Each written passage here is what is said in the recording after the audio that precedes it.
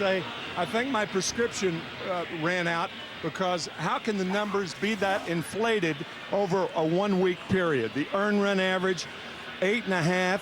The opposing batting average, home runs allowed, that's 12 home runs in the last 7 games. Everything from top to bottom has been horrible the last week. And so now here are the Yankees. They have all those numbers. They have this losing streak, and they're turning to Jeff Karstens to try to beat Boston today. For the Red Sox, their pitching has been outstanding, and it really begins with that rotation. There is such balance in the rotation, starting with Curt Schilling, going to Josh Beckett, Daisuke Matsusaka, who won last night, Tim Wakefield going today.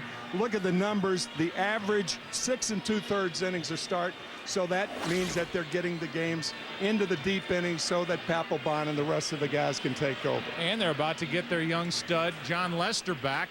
Maybe his next time around. This rivalry lives on. Yankees and Red Sox. A-Rod, what an April. Representing York, I got it on my back. And they say that we lost it, so I'ma bring it back. This is why I'm hot. This is why I'm hot. This is why I'm hot. This is why I'm hot. This is why I'm hot. This is why I'm hot. I'm hot. If there were a store in your town called Peace of Mind, would you pay it a visit? Across America, in towns big and small, there is such a place, New York Life.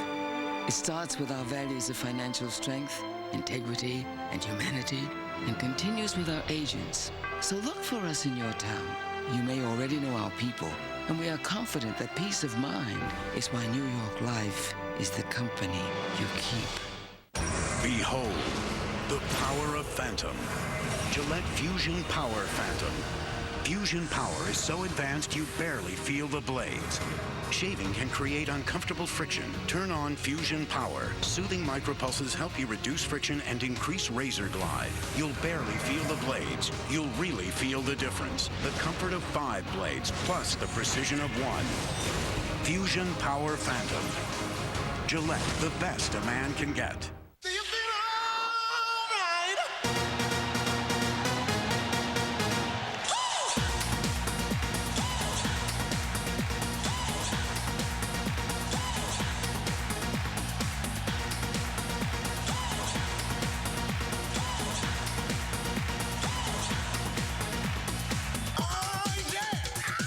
XM, 170 channels to find what turns you on, including Major League Baseball, every team, every game.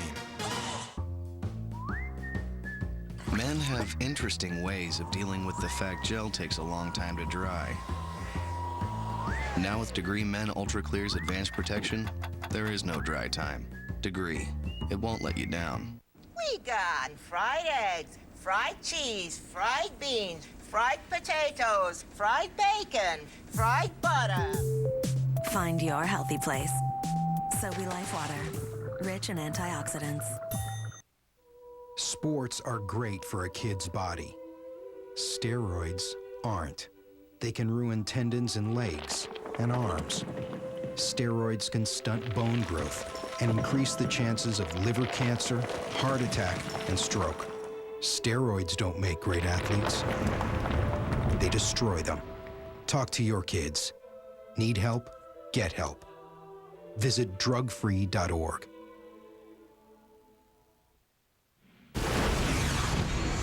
All right, welcome to the Fox Saturday Game of the Week. I'm Dustin Pedroia. Here's the starting lineup for the Boston Red Sox. Leading off, our shortstop, Julio Lugo, went deep his first time last night. Hitting second is Kevin Youkilis, first base. Hitting third, Big Poppy, David Ortiz, DH. Hitting fourth, Manny Ramirez, Man Ram, whatever you guys want to call him, left field. Hitting fifth, J.D. Drew, our right fielder. Hitting sixth, Mike Lowell, third base, who I own in cribbage. Hitting seventh, Coco Crisp, center field. He's got the best braids in baseball. Hitting eighth, Doug Marabelli, catcher. I don't know about the bloody sock thing, but whatever. Hitting ninth, Dustin Pedroia, second base, and pitching is Tim Wakefield. Dustin, thank you, buddy. Starting lineup for the Red Sox brought to you by Taco Bell. Think outside the bun. He did a nice job, and we have a treat for you in the bottom of the inning when one of the all-time favorite people ever to play in the major leagues will introduce the Yankee lineup, and a guy who is no stranger to games here, whether it's a Saturday, a Sunday, whatever. There is Jeff Karstens, the guy who gets the ball today, trying to snap what is a 7-game losing streak for the Yankees. We saw him last Saturday at Fenway Park, and it did not go well. He went 4 1/3, allowed 7 runs on 9 hits. And by his own admission, Tim, he was trying to nibble a little too much once he got a couple of strikes on a hitter. That's usually the problem with a young pitcher in particular, falling behind in the count and then having to come in to guys like David Ortiz, who had a terrific day against Karstens last Saturday. 4 RBIs, a double, a home run. We talked about the balance of the starters, a well-balanced lineup for the Red Sox too. Time for the Budweiser opening pitch. Budweiser, the perfect balance of flavor and refreshment, open up a world of taste. And there are plenty of issues to talk about with these two teams as we welcome you to the game of the week. And welcome to the game is a line drive off the leg of Karstens. It's a hit for Lugo, and my gosh, that caught Karstens flush.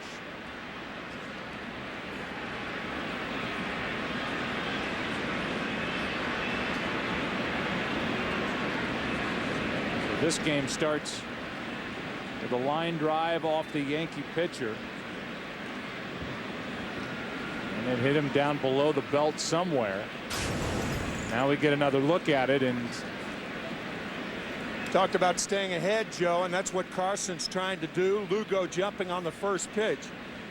Looked like it hit Jeff somewhere around the groin area, or the right leg, or it may have missed the right leg and hit the left knee. Yep.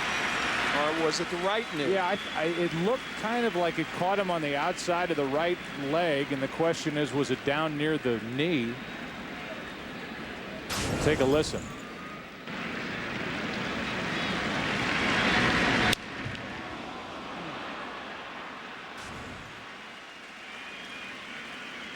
Just buckled on him, and he's going to try and continue. It was Gibson, wasn't it, who got hit on the leg when pitching for the Cardinals back in '67. Got up, tried another pitch, and his leg was broken. Roberto Clemente hit the one hopper in St. Louis, and Gibson threw 5 pitches after that. All of them were high, and some said that by throwing those pitches that's what really broke the leg, that it was a hairline fracture. By putting weight on it, that broke the leg. But I'm sure the Yankees will take no chances with their young right-hander. And obviously, you know, you're looking at a representative of this rotation that has really struggled. Even last night, desperately needing innings out of Andy Pettitte. He couldn't go 5 innings, and that's been more the norm than not. Karstens is going to try and hang in there and pitch, and now Bruce Fremming, the home plate umpire, is going to check on the kid, 24-year-old from San Diego, California, and trying to establish himself in this Yankee rotation. The rotation and the numbers have been staggering. And it has been crashing here for this Yankee rotation, averaging under 5 innings per start. And then that obviously turns around and throws an enormous amount of pressure on the bullpen, which has been buckling lately. Even Rivera only won 1/3 of an inning last night, and Joe Torre, well aware of what we were talking about with Gibson or any other situation, looks like he's trying to stare into the eyes of Karstens to make sure he's not going to try and be a hero and take the ball again and get through this start, despite what's happened with this rotation. Make sure he's okay, and he's convinced them that he is.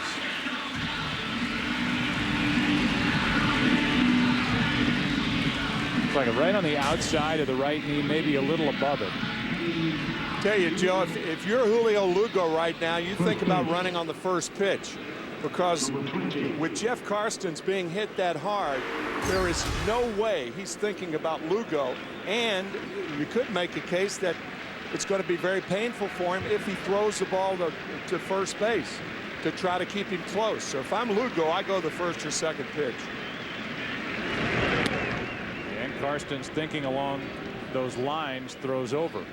You wonder, after this half inning is over, going and sitting down in the dugout and cooling off, what that leg's going to feel like if he does indeed run back out there for the second. The batter is Euclid, right in the back of the batter's box.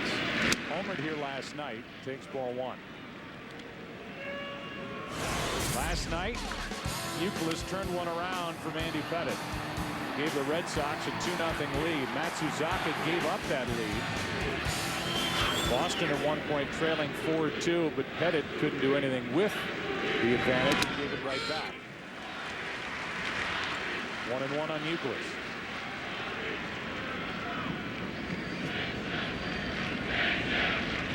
Last night, Pettit walked 4 in the 5th inning. And that was his undoing. Euclid takes outside, 2-1. Last night, an 11-4 final. Matsuzaka persevered. He had a rough inning. He's had a couple of flare-ups in the 2 starts against the Yankees, but they've been very impressed with how he's been able to go back out and refocus and get out. Now it's 3-1 on Euclid with Ortiz and Ramirez to follow.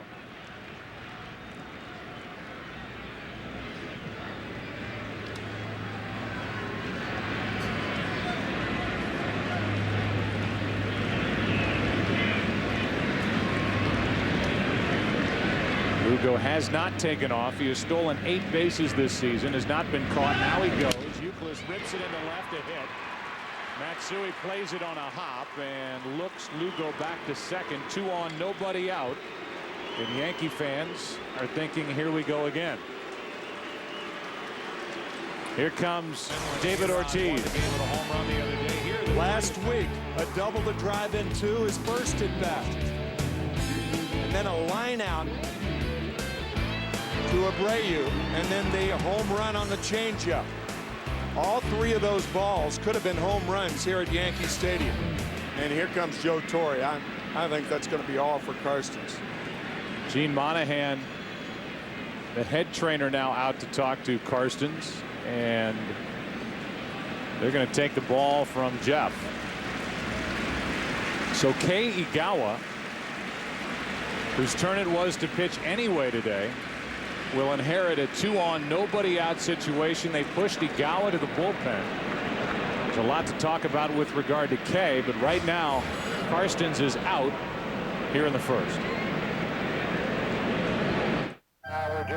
What do you like best about being up here? Well, that's easy. I love the view. I love seeing all the places people had to go. I love being part of the company that helps those people get there. I love the fact that we're up here looking out over everyone down there. Kind of like angels, but instead of wings, we got a blimp. What do you like best? I like seeing all the games. And all that stuff you said, too. Innovative thinking up here so you can get there. Goodyear. Get there. Jared here with home run champ Ryan Howard. Everyone knows Subway restaurants for tasty low-fat subs. Like this 6-cent Subway Club. Make it a foot long, and it's still less than half the fat of a McDonald's Big Mac. But the real surprise, it's got twice the meat. Fills me up so I can hit the long ball. Less fat. More meat. Less fat. More meat. You know, your defense is really underrated. Oh, thank you. But still more meat. The delicious foot-long Subway Club. Less than half the fat of a Big Mac. With twice the meat. It's what I call a fit foot long. Subway. Play hard.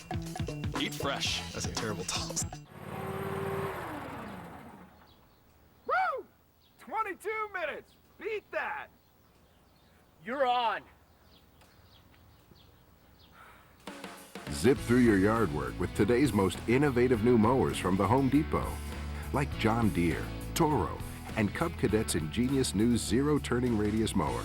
An exclusive lineup all under one roof. The Home Depot. You can do it. We can help. Good luck, buddy. An important lesson I learned is to never give up. Major League Baseball and the Boys and Girls Clubs of America teach kids the importance of never giving up. Home run, Big Poppy spikes again! Big kid, big effort, big smile. I guess that's why they call me Big Poppy. Major League Baseball is a proud sponsor of the Boys and Girls Clubs of America. Together, they create a positive place for kids.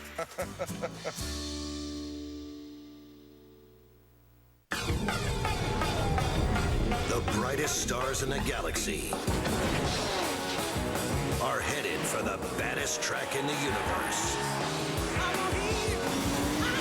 Four-time winner Jeff Gordon battles Dale Earnhardt Jr.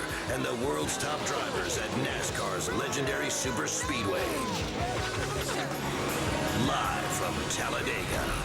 Nextel Cup Racing, tomorrow, only on Fox. This copyrighted telecast is presented by the authority of the Office of the Commissioner of Baseball and may not be reproduced or retransmitted in any form, and the accounts and descriptions of this game may not be disseminated without express written consent. I'm Jeannie Zalasko back at the Fox Network Center. Let's take you to Detroit. The Twins in town, and Justin Morneau has a pretty hot bat today. This would be the home run, courtesy Justin Verlander, deep to right center. Morneau's 6th home run of the year. Notice the anger behind us here. It all began a play before there, a run down earlier. The pitcher called for interference, allowed a run to score. Jimmy Leland getting in on the anger bandwagon. He would be tossed from this one. We sit top 9. Minnesota's out in front. All right, Jeannie, thanks for the update. So Kei Igawa, who had been taken out of the rotation, is now into the action in the first inning. For the Yankees, they get to bring the left-hander in to face David Ortiz. You know, the last thing they want is to fall into a first-inning hole and have Ortiz pound one here, 2 on, nobody out. So it's Igawa. The interesting thing for Igawa and the Yankees, and I know Ken Rosenthal is here, and we've got plenty of time to talk about these issues, but here are the Yankees, and Brian Cashman, the general manager, basically gave $40 million to Carl Pavano, who's been out since the 9th of April.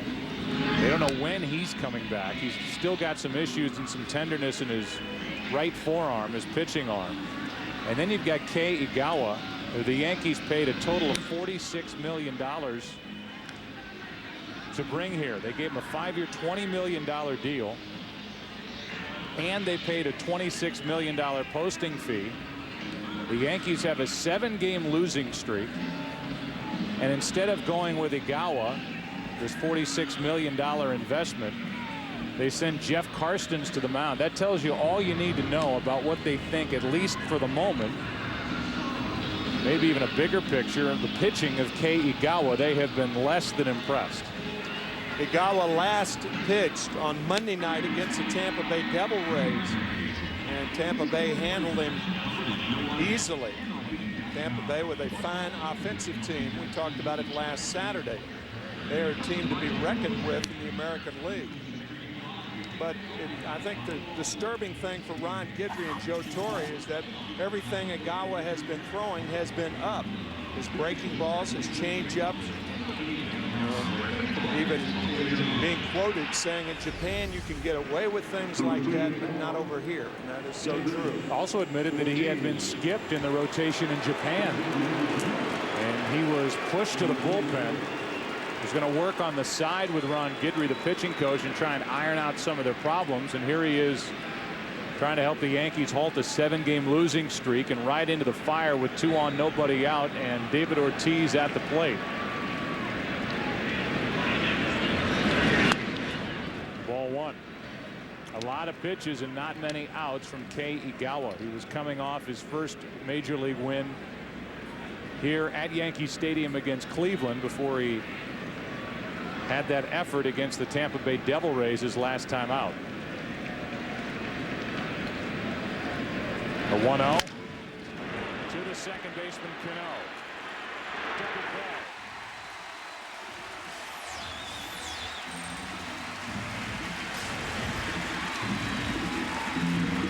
play. Yankees hopeful that something like this, an unusual appearance by Igawa, could get him going.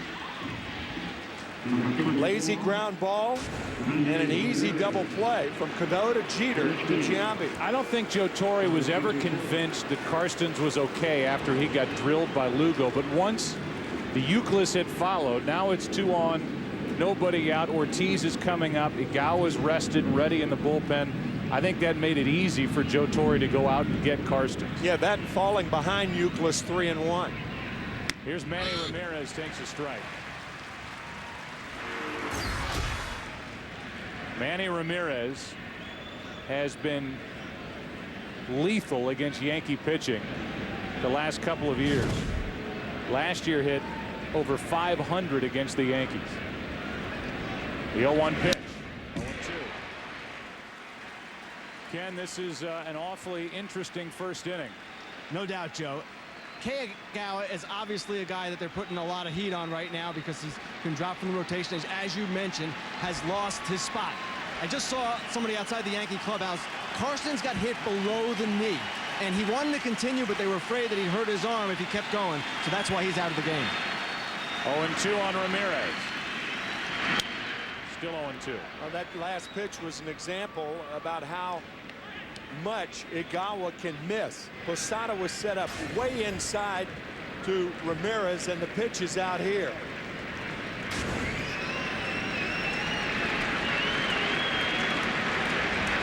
Left-handed hitting J.D. Drew on deck. 0-2 on Manny Ramirez. Trying to give the Red Sox a first inning lead. Ball one. Last 31 games against Yankee pitching, Ramirez is hitting .472, 14 home runs, 37 RBIs. Ortiz had his chance, bounced into a double play, and Igawa is trying to give his team a lift.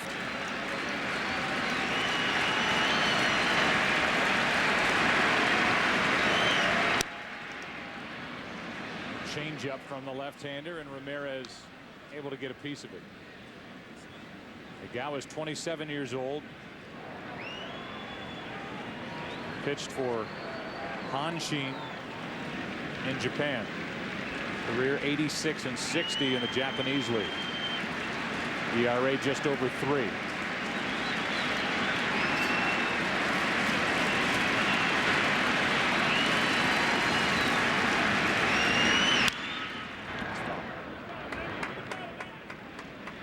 Got that fastball where he wanted it, in on the hands of Manny Ramirez.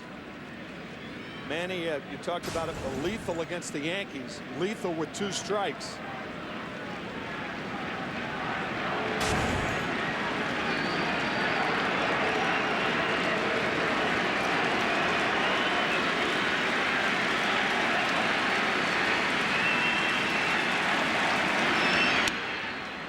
Hitting his spot again, driving Ramirez away, and the count evens 2-2. Yankees have had 5 different rookies start games in the first 21, and now this rookie Igawa is trying to get Ramirez with his 145 career RBIs against the Yankees to end the first inning.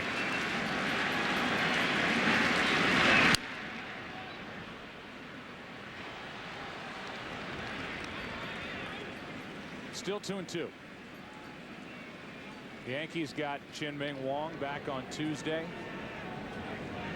They're going to get Mussina back this next week in Texas. They called up their 20-year-old Phil Hughes, who pitched. They were impressed. He did not win against Toronto 2 nights ago. But it's Igawa. It's ball 3. So far, a 9-pitch at bat for Ramirez against Igawa.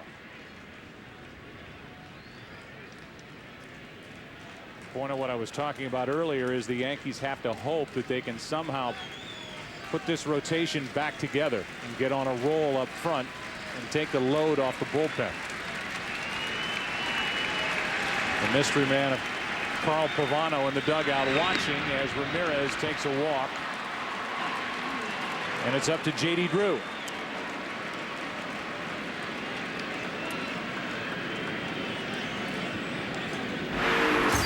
Drew's average has taken a dive over the last week. .293 average, 2 homers, 8 RBIs. And playing in Yankee Stadium this weekend for the first time with the Red Sox. Presented with a first and third 2-out chance here in the first.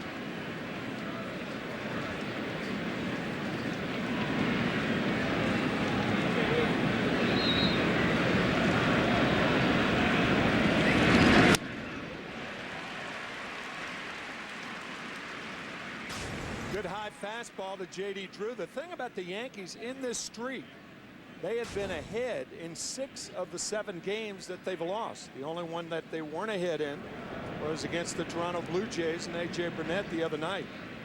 0-1 pitch. Ball and a strike. Red Sox, meanwhile, have used only 5 starters. As we mentioned at the beginning of our telecast, they get John Lester back. Cancer survivor and pitched 5 shutout innings last night at AAA. The 1-1. 2-1.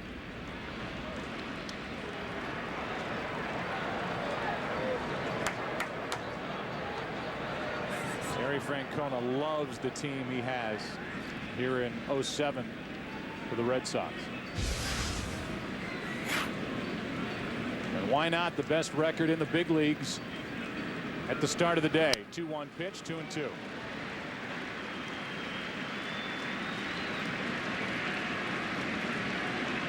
Tim Wakefield, the knuckleballer, will be on the mound in the bottom of the inning. It's been forever since he warmed up in the bullpen, but he doesn't need a whole lot of time to get loose.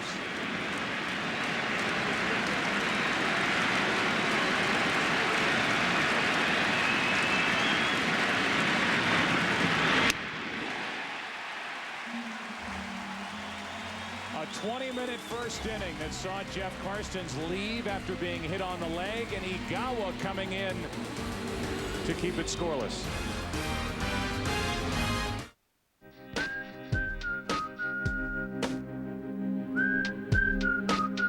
Say hey, make the day a little better. Say hey, make the way a little better.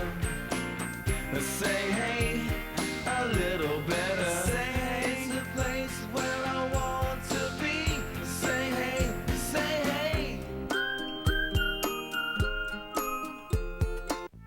A rock can fill you with wonder. A rock can inspire your imagination.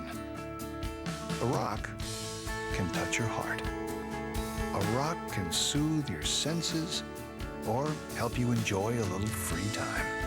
Yes, a rock can do a lot of things, but only this rock has what it takes to help you plan for a rock-solid retirement. Let Prudential be your rock for retirement. The GSXR is the most dominant superbike in recent AMA history. Here we are at Virginia International Raceway. We've got 2 average riders. We've given them brand new GSXR 1000 2007 models. We're going to do our best to teach them everything we can about all the benefits of the new GSXR 1000. I can't believe I'm seeing it on a production bike right off the showroom floor. You can really feel the power get on nice and smooth out of the S's. As the GSXR series come prepared, this bike's are as ready for the racetrack as anything out there. There's nothing that can touch it.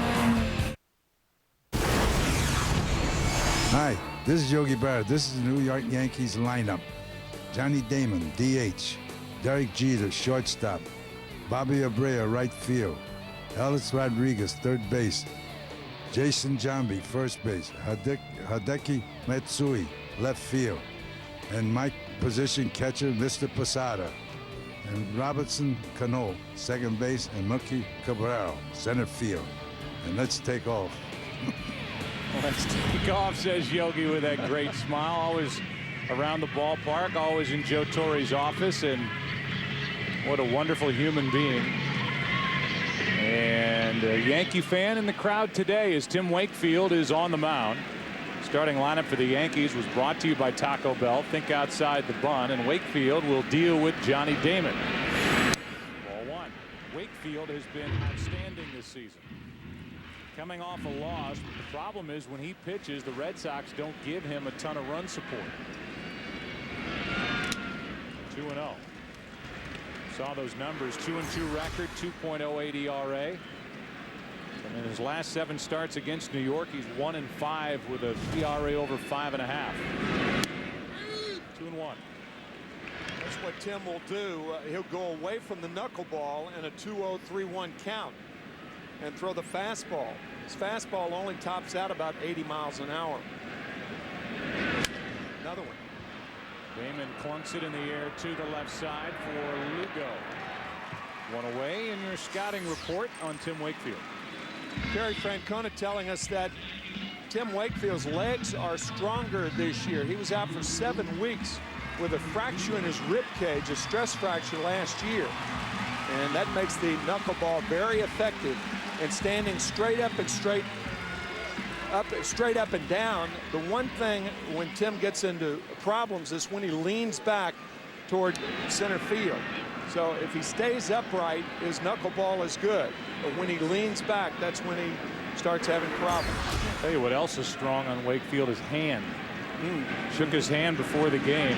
You never know with that day's starting pitcher whether you should even go in the neighborhood where he is in the clubhouse, let alone say hi to him.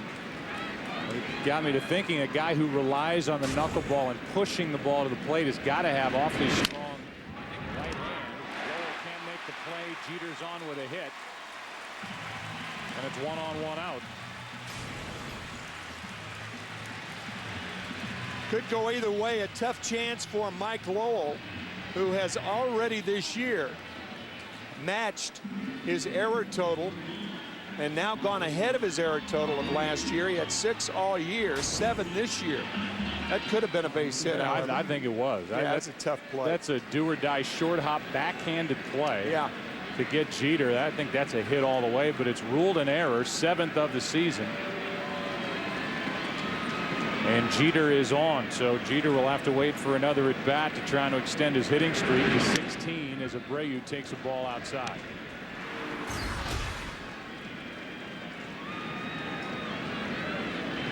Bobby Abreu, during this 7-game losing streak for the Yankees, has only 2 hits, which is big when you bat in front of Rodriguez. Jeter is running, throw by Mirabelli, too late.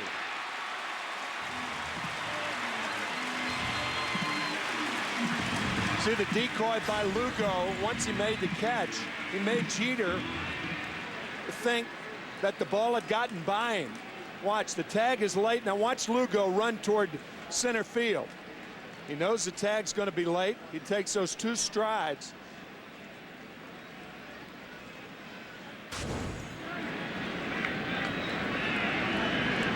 Fish aren't biting.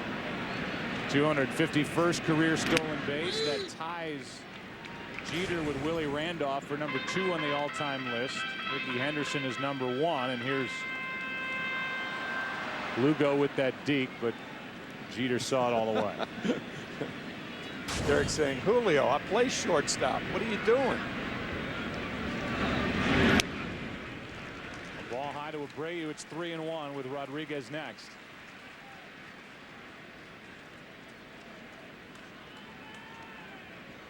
Damon popped up. Jeter on a questionable error and a stolen base, and now a 3-1 count on Abreu. Full count.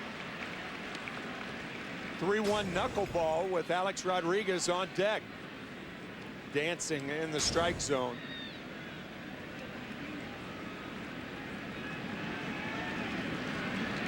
And that gigantic catcher's mitt of Mirabelli able to hang on to it. Now a walk, and it's 2 on with 1 out.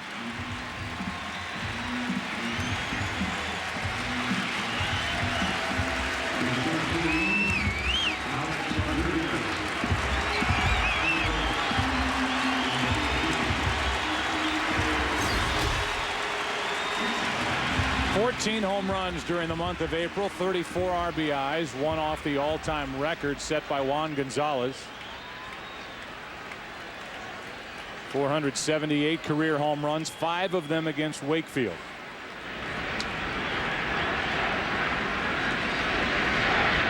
Strike 1.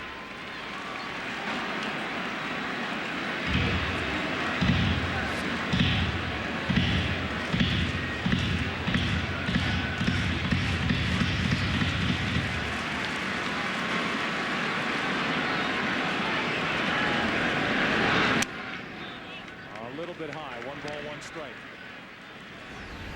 Tied with Albert Pujols is Rodriguez with his 14 home runs in the month of April. That's the major league record. And 1 RBI away from Juan Gonzalez. He posted back in '98. 2-1. Wakefield has been with the Red Sox since '95. And it may be hard for some to believe, but he is number 3 in Red Sox history in a lot of important categories. 2-2. Wins and strikeouts being 2 of those categories. He's number 3 in wins and strikeouts in Boston Red Sox history. Joe, you alluded to that knuckleball really being a misnomer. The front 2 fingers. Another knuckleball. Full count, dance. Woo. That's the toughest kind of knuckleball, the one that floats down and into the right-handed batter. Because you have the glove upright, and then when you try to smother it, you're coming down. A lot of pass balls on knuckleballs like that.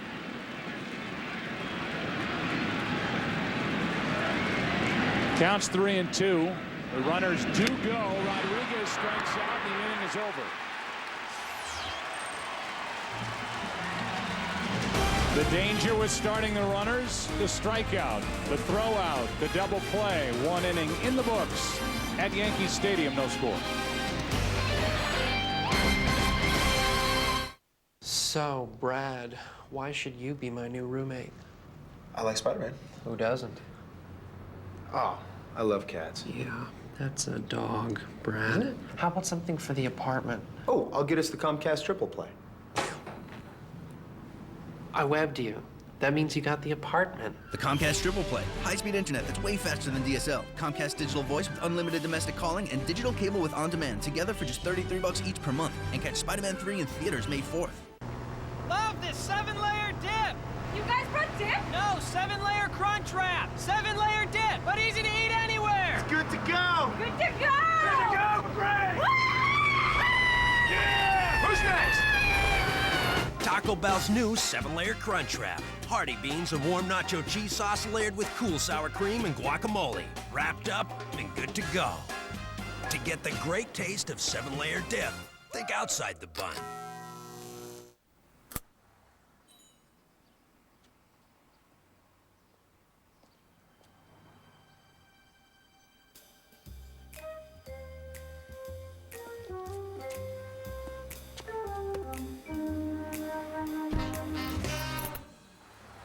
The price of the Jetta Wolfsburg edition is surprising and includes a sunroof, heatable seats, and 16-inch alloy wheels. Right now, stop by the VW Spring Fling sales event for great deals. Offer ends April 30th. Growing up, I used to spend my time at the Boys and Girls Club. The clubs are a safe place with all kinds of activities. I used to spend most of my time on the baseball field. Some things never changed. Major League Baseball and the Boys and Girls Clubs of America believe that all kids should have a safe place to go. And I also learned a little something about baseball. That was a no-doubt shot by A-Rod. Major League Baseball is a proud sponsor of the Boys and Girls Clubs of America. Together, they create a positive place for kids. Fox Saturday Baseball, sponsored by Just for Men. Stay in the game with Just for Men hair color. By Bank of America, the official bank of Major League Baseball. And by Taco Bell, where a little flavor goes a long way. Think outside the bun. First up is Lowell. He takes a strike from Igawa back to the end of the first. A knuckleball on a 3-2 count. Derek Jeter has to delay. You have to make sure the pitcher pitches. That's why you can't get a good jump on a 3-2 count. Jeter an easy out at third. Oh, pops it into right. Abreu is there. That's out number 1. There have been plenty of instances in history where, whether it's a guy getting an emergency start in the lineup, somebody gets injured. Heck, it happened the other day in St. Louis with Skip Schumacher coming up with huge hits, filling in for Duncan, who got hurt leaving his apartment building that day. And you think about Igawa, who's been struggling. He shows up at the park today thinking he's going to sit in the bullpen and just watch. He comes into the action in the first inning, and maybe that little bit of pressure being off his mind as he tries to justify the deal that the Yankees made to bring him here, and all the pressure that comes with wearing the pinstripes and being in the rotation not even on his mind. And he's thrown some good pitches here in the early going. Bailed the Yankees right out of trouble, right out of the bullpen. Think about the difficulty that American pitching coaches have when they get a Japanese import. I mean, after all, these Japanese pitchers have never pitched through the minor leagues for Ron Guidry. He had the month of March to work with him, and that was it. The same with John Farrell of the Red Sox. Over at third, 2 out.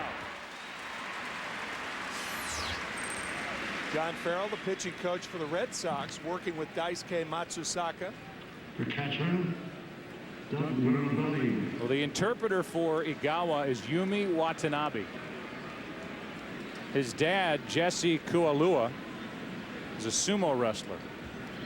And it was big news when Yumi was signed on to be the interpreter for Kei Igawa. It's an important position and to bridge the gap and get instruction from the, in this case, pitching coach Ron Guidry to Igawa and open up the lines of communication.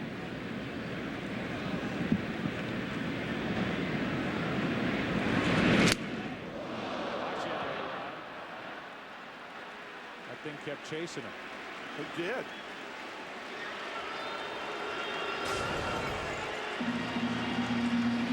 Little helicopter headed toward third.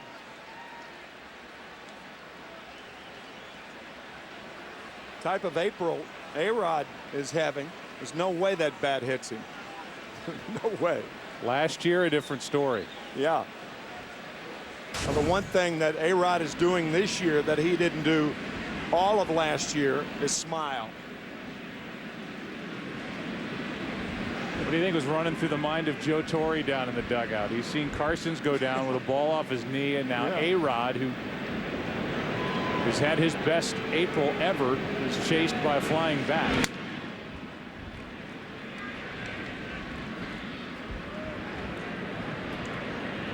Two balls and strike. We'll file that away and ask Joe later when we visit with him from the dugout. Nice watch. A 2 out, nobody on.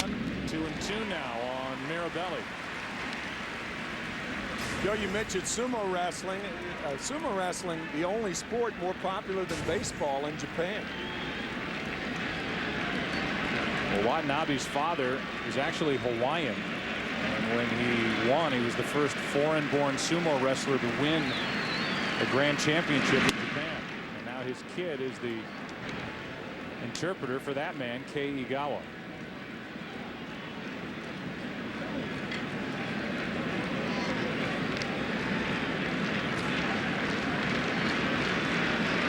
Three and 2 to count.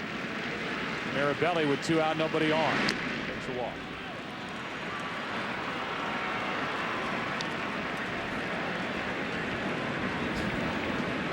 And now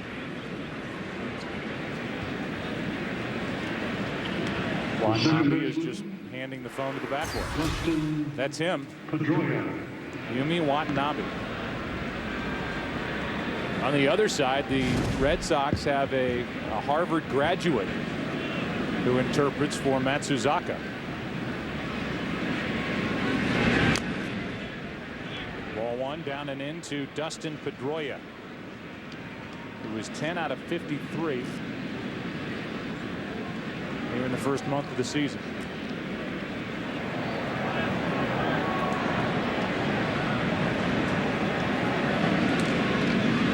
One on, 2 out, 1 ball, no strikes. 2-0. Today, the day of the NFL draft, Joe.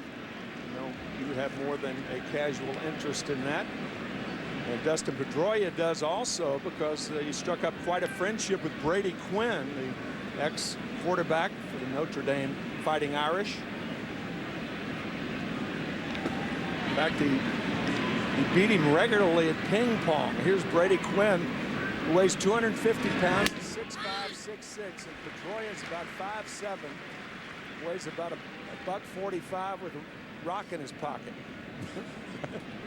Well, his buddy Brady Quinn just went with a 22nd pick in the first round to Cleveland. So Cleveland made a deal with Dallas, and the Browns end up with Joe Thomas, a tackle from Wisconsin, and now a guy who they believe, I'm sure, will be their franchise quarterback. Brady Quinn slipped down to 22nd in the draft. 3-1 now on Pedroia, and the shortstop and leadoff man Julio Lugo waits on deck.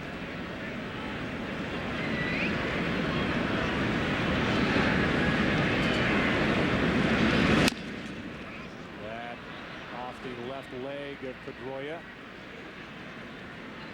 That mini guard and all. In case you just came in, you know this. If you've been watching the draft, the top 5 picks, Jamarcus Russell, no surprise, Calvin Johnson. Another wide receiver for Matt Millen and the Detroit Lions, then Joe Thomas.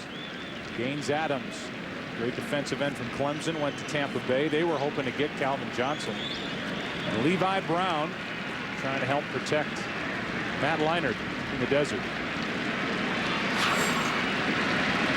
Runner will go. That runner is Mirabelli. 3-2 pitch coming to Pedroia.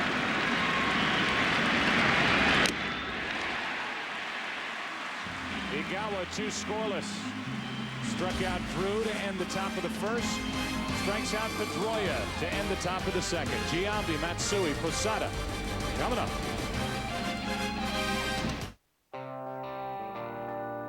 No matter what the label looks like, no matter how you say it,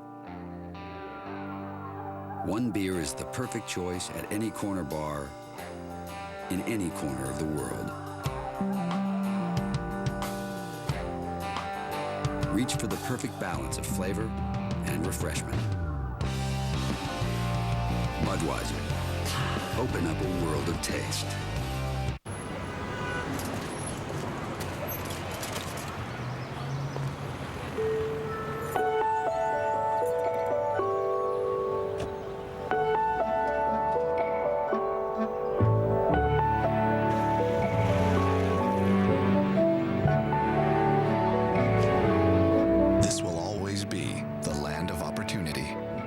Fortunately, it comes with a bank. Bank of America, Bank of Opportunity. Here's a question. What do you like best about being up here? That's easy. I love the view. I love seeing all the places people had to go. I love being part of the company that helps those people get there. Who put the tires on every major NASCAR champion for the past 25 years? Our guys. Who put the first tires on the moon? Our guys. Our guys saw erratic weather patterns and developed a Goodyear triple tread tire with 3 different tread zones. We said if the road wants to play rough, we're putting the strength of Kevlar in every silent armor tire. I love the fact that we are up here looking out over everyone down there. Kind of like angels, but instead of wings, we got a blimp. What about you? What do you like best? I like seeing all the games. And all that stuff you said, too. Innovative thinking up here so you can get there. Goodyear. Get there. Fox Saturday Baseball sponsored by Budweiser, the perfect balance of flavor and refreshment. Open up a world of taste. No score, bottom of the second, Red Sox and Yankees. Jason Giambi missed that by a foot as the bottom fell out of the knuckleball. Strike one. Giambi is playing first base today. First time he's played defensively for the Yankees since the division series last year. Same series where A-Rod struggled and found himself batting 8th at the end of it. Kavich gets the day off. 0-2. Another 1-2 on Giambi. Matsui and Posada to follow. Last 20 games against Boston, 5 home runs, .338 average, 22 RBIs in those 20 games. 2-2. Think about a guy like Tim Wakefield, who may be the worst type pitcher for the Yankees to be facing in a 7-game losing streak. The reason for that is you want somebody to throw hard. But you get a little flutter ball like that, you get a lot of hitters out in front, overly anxious, trying to do too much. Wakefield, a tough assignment anytime, but particularly when you're in the throes of a 7-game losing streak. On decky Matsui. That's Ken Rosenthal land down there.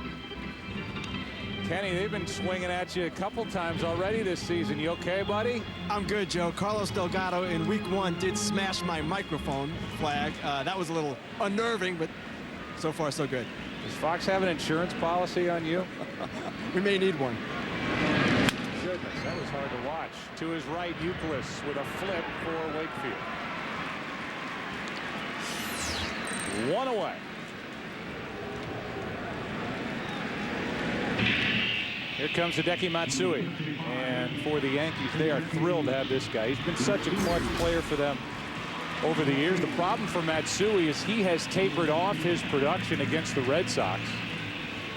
You remember a couple of years ago against Boston, he got off to a great start. First 58 games against Red Sox pitching, he hit .388. Off the end of the bat, left center field, and Matsui is on with one out here in the second.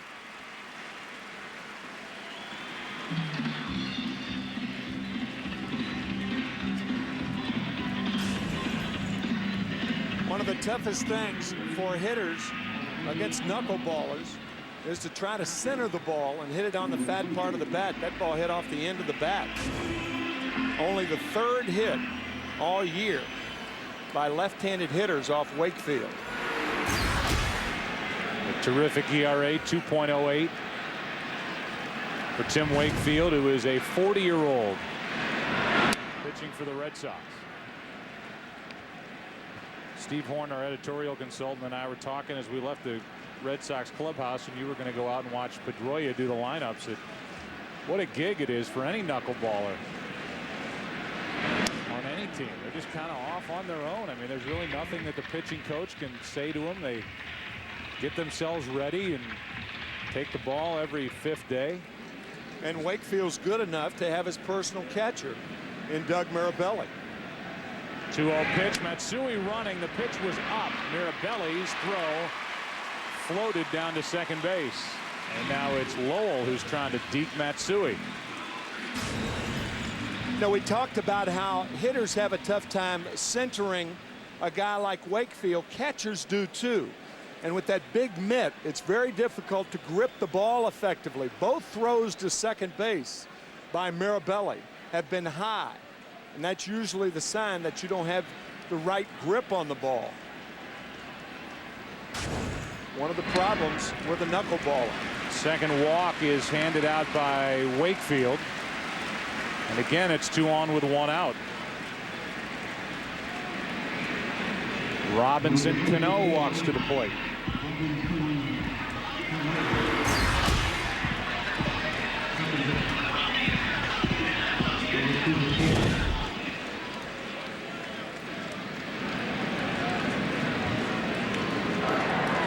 And this year that baseball is celebrating the 60th anniversary of Jackie Robinson breaking the color barrier in baseball. Robinson Cano, named after Jackie Robinson, wearing the reverse of his number, takes a ball.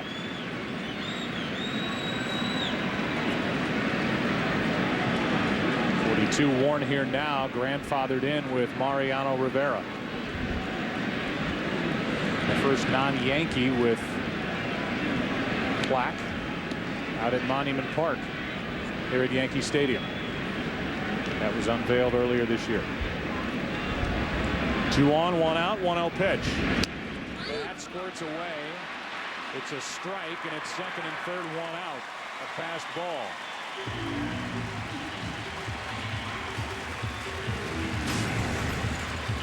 Ball hit the heel of the glove. That's the hardest part of the glove. And caroms to the left of Mirabelli.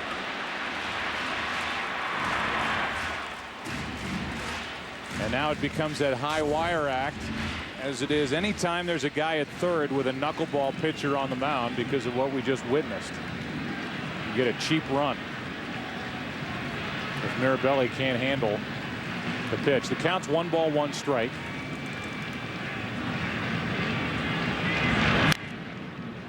Now 1 ball, 2 strikes. More about Robinson Cano, childhood hero Bernie Williams, who he played with last year. Favorite movie, The Rookie, and his favorite musician is 50 Cent.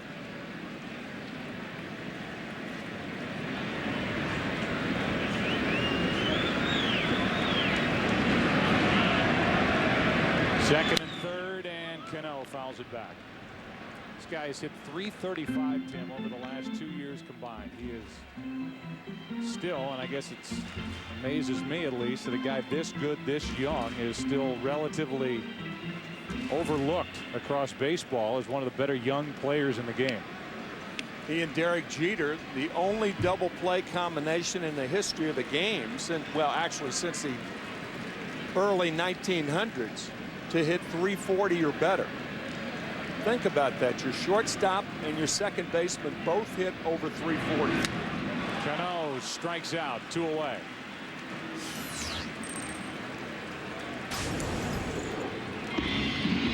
This one really dances. This might be the best knuckleball so far from Wakefield. Robinson Cano, a contact hitter, misses it by about 8 inches. Well, now Melky Cabrera, who, as a part of this Yankee lineup, a lineup that's #1 in the big leagues in runs per game, the total of 124 already on the season, is hitting under 200. Takes a strike. Some questions for Joe Torre and Brian Cashman as to whether they're going to keep Cabrera around while he's struggling. They have now wavered in their support of a guy who really, Tim, filled in well last year when Matsui went out with a broken wrist. Could play left field, center field, had 12 assists last year, second in the American League. The 1-1. Strike 2.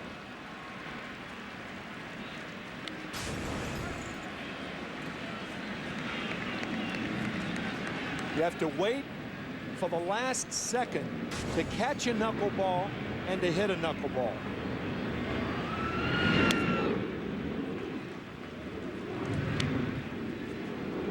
Two and 2 on Cabrera. On deck is Damon, who popped up his first time. Second and third, 2 out. Cabrera hits it into right. Drew right at him. The inning is over. 2 scoreless in the books here at Yankee Stadium. Big Papi due up third for Boston in the third. Back after this from your local Fox station. You're watching Fox Saturday Baseball Game of the Week.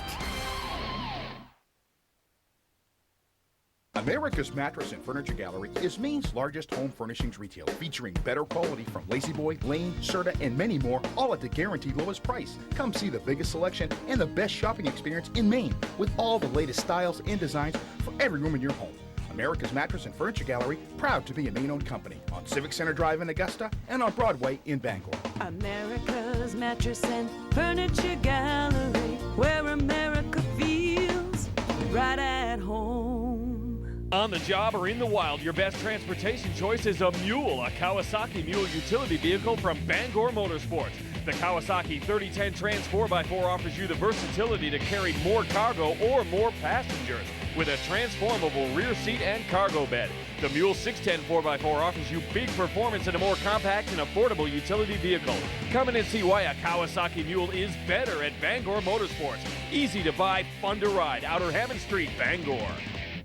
Harvey Trailers has been Bangor's premier trailer dealer for over 15 years. But are you aware that they are becoming one of Bangor's largest RV centers with a huge selection of campers in stock? From the retro-style tabs and pop-ups to the luxurious fifth wheel. Brand names like Prowler, Thor, Sportsman, and Palomino. And are now proud to announce that the popular Dutchman motorhomes have been added to their selection. Harvey's always services what they sell. And be sure to visit the RV store for all your RV accessories. So travel in style. Harvey RVs, a family-run business on Outer Broadway in Bangor. Multitasking is great, except when you're driving. Answer the cell phone, referee the kids in the back seat, drink your coffee. We all do it. But Allstate knows if you do it a little less, you're less likely to have an accident or get a ticket.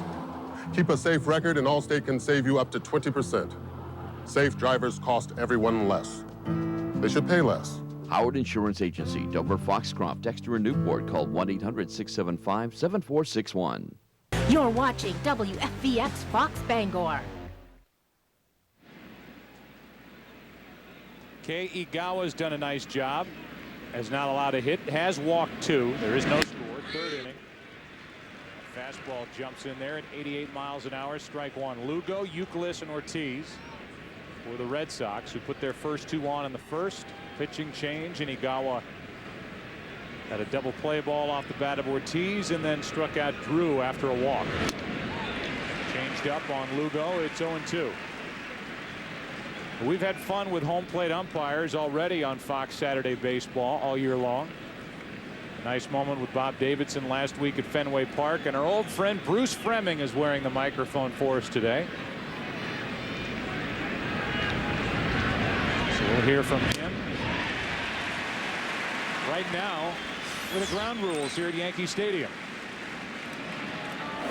While we're looking around here, Yankee Stadium has easy ground rules. If you'll go from the 314 pole in right field, you got a possibility of fan interference out there, reaching over. And then once you get by the cannon sign out there, we don't have anything until you get past the bullpen down there.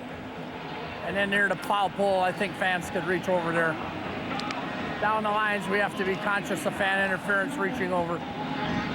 Otherwise, the ground rules are real simple here. We don't really have any. Fan interference is our biggest fear here. All right, thanks. Little down, 2-0. Bruce actually, I don't know if a lot of people know this, back in 1991 was one of the candidates for a broadcasting job with the Cubs.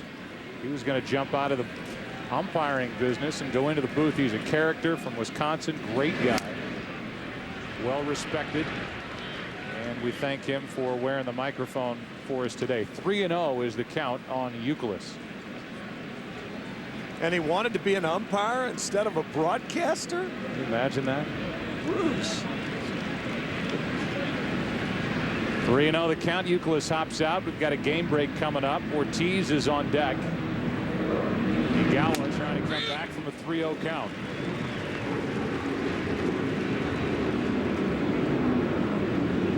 Nice day here in the Bronx today. It is possible that we could get some rain by the end of this tilt between the Red Sox and Yankees. 3-1 pitch. A one-out walk. Third walk by Igawa. Let's go to Jeannie Zelasco. We'll take you to Toronto. First, the Blue Jays intentionally walked Sammy Sosa to load the bases, and then Hank Blaylock made them pay. Sac fly, and the Rangers go ahead into 10th. 9-8. We sit bottom 10 right now. In Oakland, it's all about the offense. For the A's, already a 3-0 lead. Travis Buck does this, a 3-run shot. 6-0 at that point. Now it's 8-1 Oakland, bottom 3. All right, Jeannie, thank you. It is the Yankees in last place in the AL East. Tampa Bay Devil Rays are in front of New York here on the 28th of April. This is the latest in the season the Yankees have been in last place since 1995 when Buck Showalter was manager. Mattingly was in his final year, and the year before Joe Torre took over here with New York and won the World Series the next year. Devil Rays were not in baseball at that time. Their first year was 98. Should be another double play ball. Ortiz has done that twice. We go to the bottom of the third. Top of the order coming up for the Yankees. No score. Jared here with some hard-hitting Little Leaguers. Hi.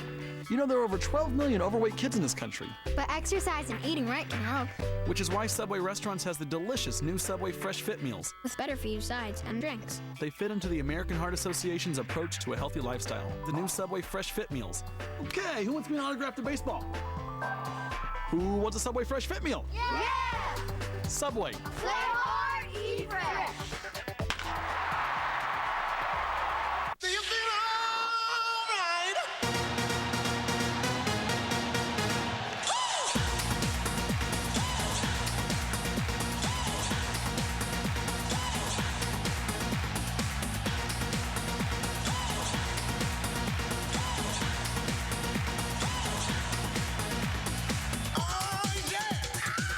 XM, 170 channels to find what turns you on, including Major League Baseball, every team, every game. Men have become oblivious to the fact that gels are made with 40% water. Now with Degree Men Ultra Clear's advanced protection, there is no wet application. Degree, it won't let you down. What would you call a refreshing beer that doesn't use a lime? It has 1/3 fewer carbs than the leading light beer from Mexico. Well, you could call it the original light beer, or you could just call it by its name, Miller Lite. Miller Lite. Good call. We gonna play ball or what? The team you love to cheer for is back He's gonna pop that! in an all-new Sandlot adventure. Oh, sorry! The Sandlot heading home. Own it Tuesday. Fox Sunday is the only place to catch new episodes of The Simpsons, and Bart goes from hero to zero. You suck! All new, part of a full hour. Jump! Who said that? Then Stewie's possessed and on the run. How you holding up? I feel right, Brian. I feel right. On a new Family Guy. Plus, American Dad hits the single scene. Did someone order an extra spicy wingman? Starting with an all-new hour of King of the Hill at 7, 6 Central tomorrow on Fox. Johnny Damon first up for the Yankees. Top of the order. Strike one from Tim Wakefield. Wakefield will deal with Damon, Jeter, and Abreu in this rotation for the Red Sox, which has been very good. Should only get better when they get John Lester back. 23-year-old left-hander. We had an interesting talk with Terry Francona, Tim, before the game about John Lester and about the reports that he got when Lester was in the lower minor leagues. The organization for the Red Sox was split about 50-50, who liked Papelbon better and who liked Lester better. And then John got off to a great start last year with Boston, but Francona didn't see why everybody thought so highly of Lester. He was good, but not eye-popping, and he said he realized now that he was sick. Diagnosed with non-Hodgkin's lymphoma. He has been through chemotherapy. He has worked his way back. He is a great story, a great talent, and pitched brilliantly last night for Pawtucket, AAA club for the Red Sox. 5 innings, 3 hits, no runs, 6 strikeouts. And when he comes back, Tim, that puts Taveras in the bullpen, and they get stronger in both areas. Taveras starting tomorrow. It probably will be his last start. Leadoff walk. It's the 3rd walk handed out by Wakefield, part of this rotation. 13 wins by this group, most in the major leagues. Tied for 3rd best in the American League with a 3.63 ERA. And the guy walking off there, Beckett, is only the 3rd 5-game winner in franchise history during the month of April. He joins the list with Babe Ruth, Pedro Martinez. 5-0 in April. And talking to Rodriguez after last week's battles with him on Saturday, he said, we've never seen Beckett that good. He's getting better. Going to his off-speed pitches a lot more and becoming more of a pitcher this year than in years past. Ball 1 to Jeter.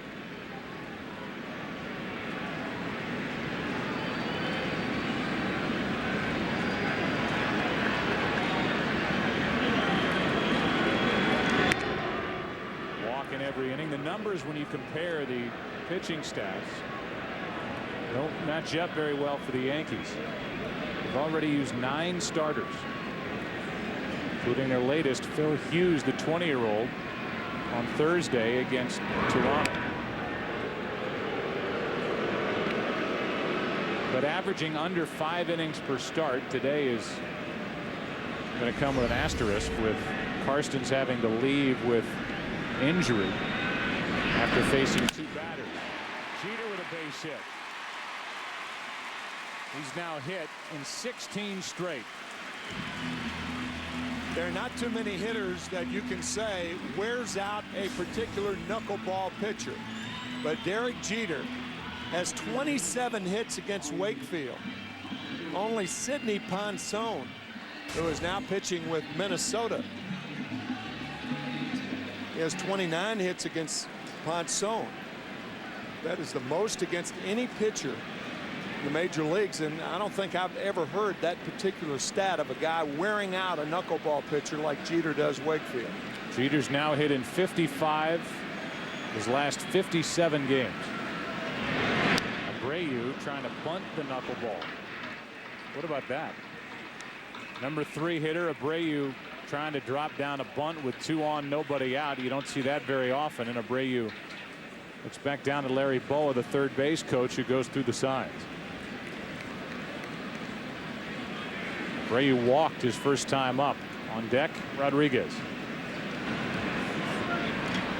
Lowell's still in. I don't expect another bunt attempt. Wakefield steps off. Do you? I didn't like the first bunt attempt. Only thing worse than trying to hit a knuckleball is trying to bunt one. I mean, Bobby Abreu is too good a hitter to be sacrificing here. You got to change your game that much. You add to the woes of losing 7 in a row. He's swinging there. He probably bunted on his own the first time. I think Torrey would give a guy like Abreu, who's making $16 million a year, the bunt sign. 0-2 is the count. 2 on, nobody out, no score, third inning. And instead, it's a 6-3 double play. Runner at third, 2 away.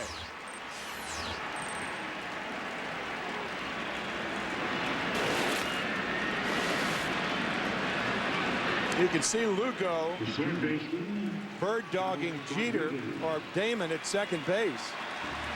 And because of that, he's close enough to the bag to make an easy double play of Abreu.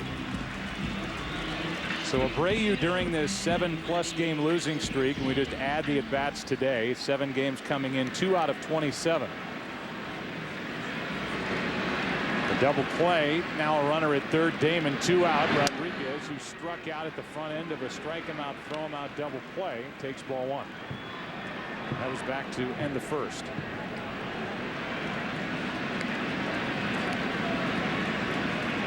It has been, in case you're wondering, 11 at-bats without a home run for Rodriguez. Wakefield wanted that pitch, didn't get it, 2-0.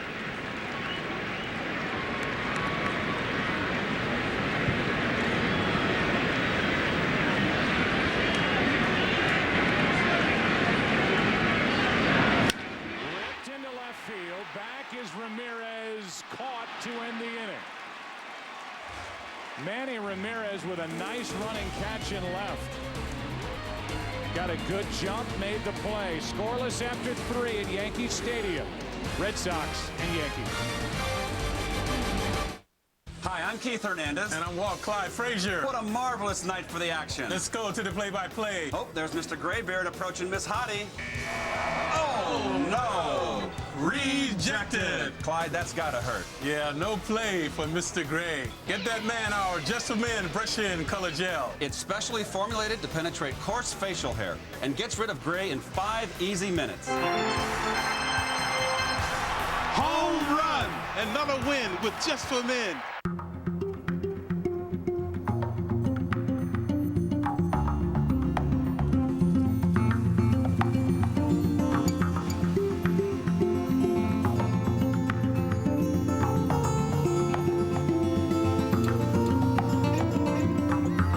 Bring all the beautiful, durable colors of nature home.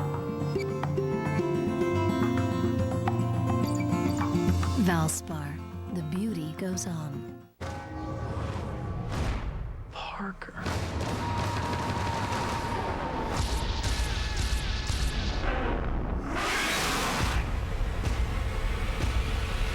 Rated PG-13. Hey, what's wrong? Joe's athlete's foot. It's brutal. Ah, show him the new stuff. It's new Lamisil Gel Advanced. Cures athlete's foot with half the treatments. Half the treatments? Half the treatments, all the cure. So, Brad, why should you be my new roommate? I like Spider-Man. Who doesn't? Oh, I love cats. Yeah, that's a dog, Brad. Isn't it? How about something for the apartment? Oh, I'll get us the Comcast triple play. I webbed you. That means you got the apartment. The Comcast Triple Play. High-speed internet that's way faster than DSL. Comcast digital voice with unlimited domestic calling and digital cable with on-demand together for just $33 each per month. And catch Spider-Man 3 in theaters May 4th. Fox Saturday Baseball is sponsored by beautiful, durable Valspar paint. Valspar, the beauty goes on. By Avidart. And by Chevy, an American Revolution. Fourth inning now. Igawa back to work. And Manny Ramirez takes a strike. Somebody said to me the other day, am I going crazy, or is Manny Ramirez making good plays in left? And he has. He's made some good slide. Made a play last night, sliding into his right. Didn't make the catch, but got the ball on a short hop. Made a good grab to take care of Rodriguez and keep it scoreless in the bottom of the third. Finds himself in the hole 0-2, and as we mentioned the first time, when Manny's 0-2, he's not in the hole like a lot of hitters are. Excellent two-strike hitters, one of the best in the game.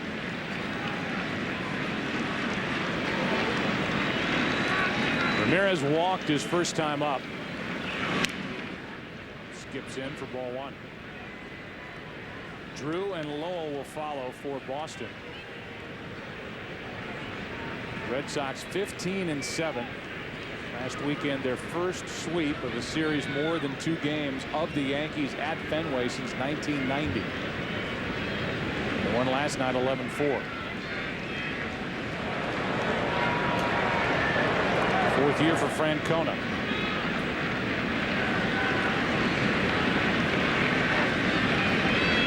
One-two pitch. Wow.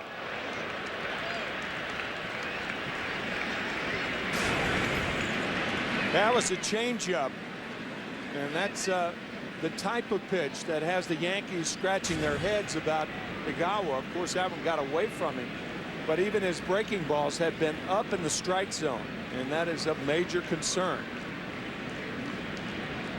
And as far as Ramirez is concerned, it's just a matter of time before he gets going for the Red Sox. He's hit only 2 home runs this season. Now it's ball 3, 3-2. So Igawa had Ramirez set up, and now it's a full count.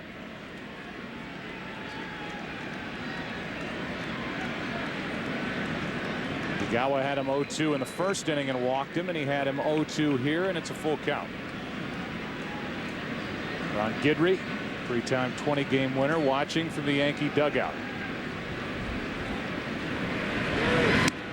One away, strikeout number 4 for Kei Igawa.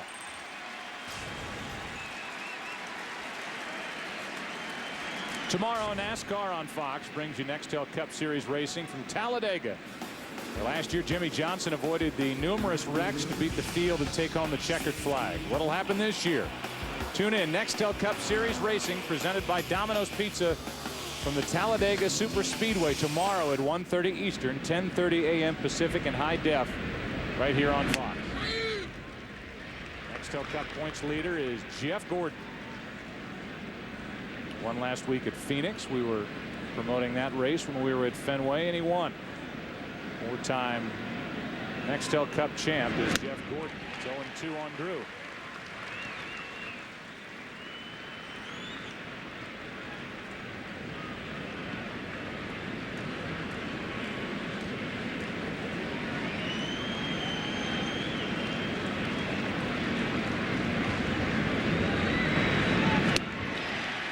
Back-to-back strikeouts and 5 for Kei Igawa.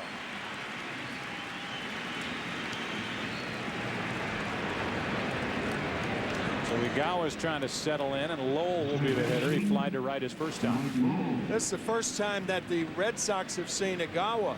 There's something he does with his front foot, that flailing it toward first base, that's got to be deceiving to particularly a left-handed hitter.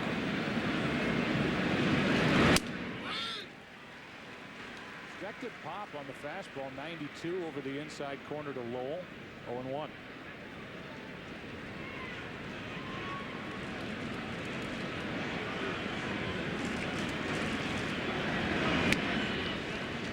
Ball, 1 strike.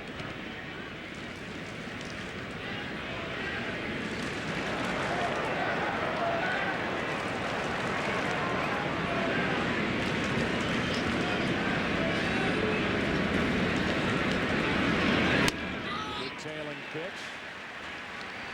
Lowell gave up on it. It's 1-2. Another thing about Igawa, there's no real follow through. That left leg rarely comes around and hits the ground. Nothing smooth and fluid about it, and that could be one of the reasons that makes him tough to pick up.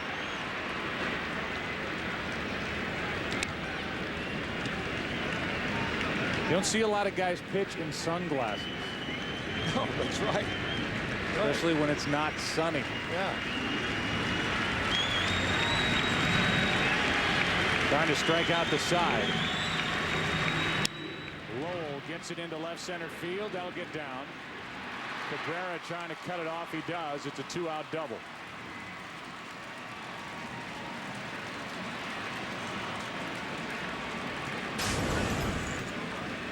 Mike Lowell getting a fat fastball from Igawa. There you can see that fastball with that type of leg kick. There's no real follow through. His follow through is straight up and down. Here it is one more time. Watch the left leg. Doesn't hit the ground. 14-game hitting streak now for Lowell. Good breaking ball is in for a strike to Coco Crisp. Strained his left oblique. Sat out during the week and got back into the action last night swinging the bat. Got his hair braided before the game in the clubhouse. Good. We heard from Dustin Pedroia during our lineups that he has the best braids in baseball. And he's 0-2. Igawa another chance to strike out the side here in the fourth.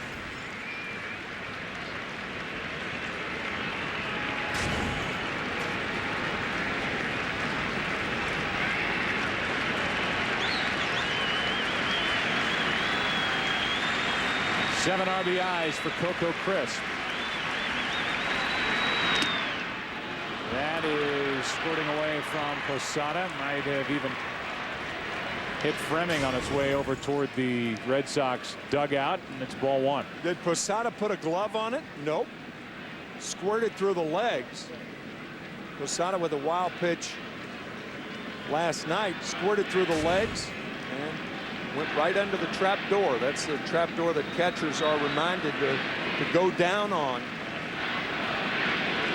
Try to prevent the ball from doing just that. And it did hit Fremming. So now the go-ahead runner at third with 2 out, 1 ball, 2 strikes on Crisp.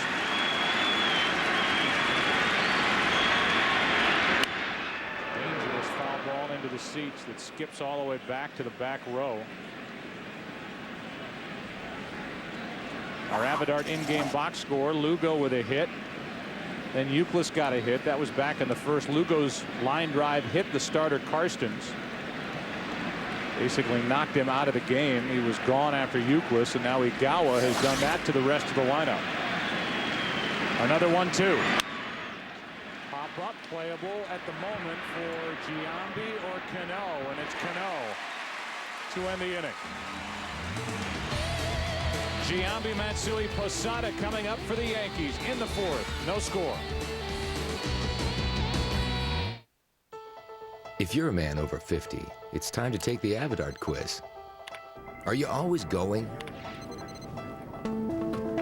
Do you have trouble going? Are you going at night? Maybe you think you have a going problem.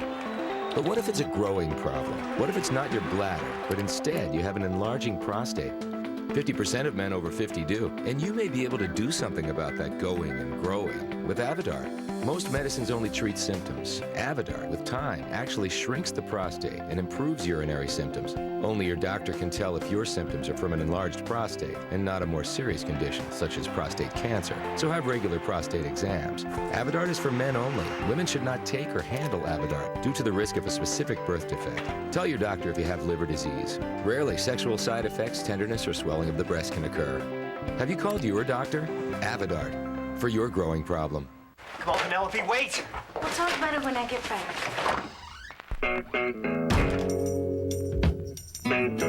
done something wrong, and I know that you can see. I've done something wrong, and she won't. And I know that you can see. With our help at Radio Shack, you don't don't just buy stuff, you do stuff. Does a promise come with an expiration date? Is it good for a month, a year, or decades from now? At New York Life, we make promises that have no expiration date. Promises that are built on the timeless values of financial strength, integrity, and humanity. Promises that we live by. So no matter how the world changes around you, New York Life is the company you keep. Men have become accustomed to dealing with their wet, goopy gels. Now with Degree Men Ultra Clear's advanced protection, there's no goop. Degree, it won't let you down. Tim Wakefield is back to the hill. Giambi, Matsui, and Posada. With a shift on in the infield for the Red Sox. Giambi takes a strike. Jason, his first time, grounded out to the right side. Talking to J.D. Drew before the game, getting a chance to play right field here at Yankee Stadium. He said, every time I turn around, I can't believe how close I am to the wall. It's such a small right field. And then Giambi comes up, and I feel like I can reach out and touch Dustin Pedroia, the second baseman, who's standing right in front of him. The 1-1 pitch. 1-2.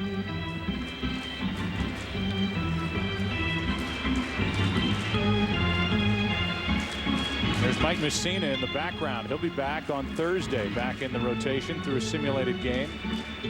Testing out that strained left hamstring. Did some fielding work today, and so far so good. Giambi reaching for it, still 1-2. Yankee Stadium, of course, tailored for left-handed hitters. It always has been. Ever since the days of Babe Ruth. Used to be only 299 down the right field line, to echo J.D. Drew's words. Now it's 314. Great left-handed hitters in this ballpark.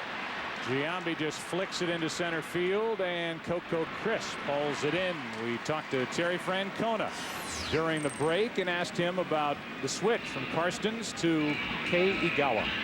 He came in a tough spot, facing David in the first inning under kind of tough circumstances. Made a great pitch on David. I'm sure it did a lot for his confidence. Now he's throwing the ball pretty well. His fastball's got a little bit of finish on it.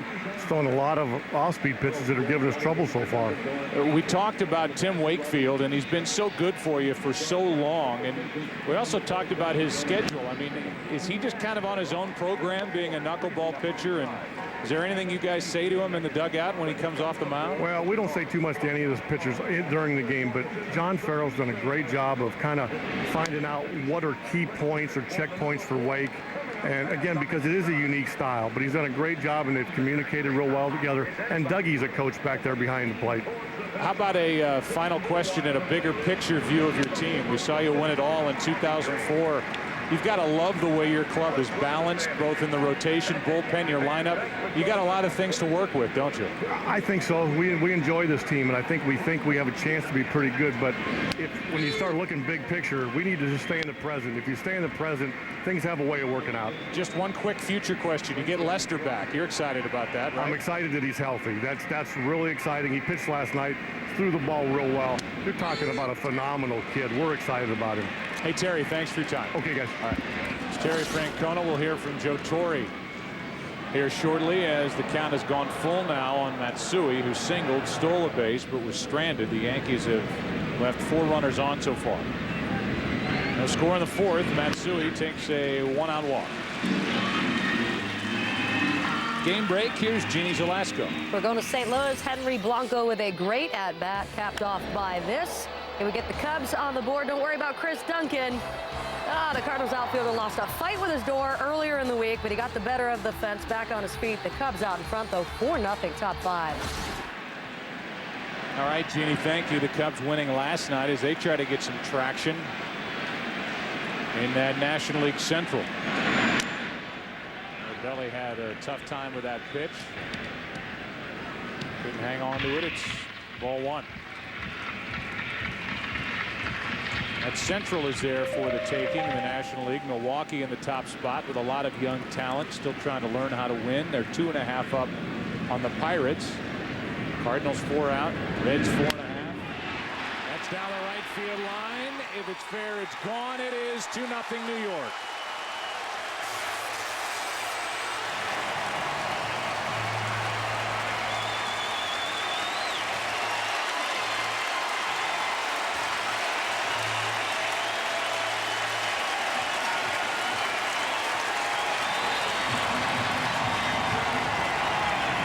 That's a ball that a lot of left-handed hitters will pull foul.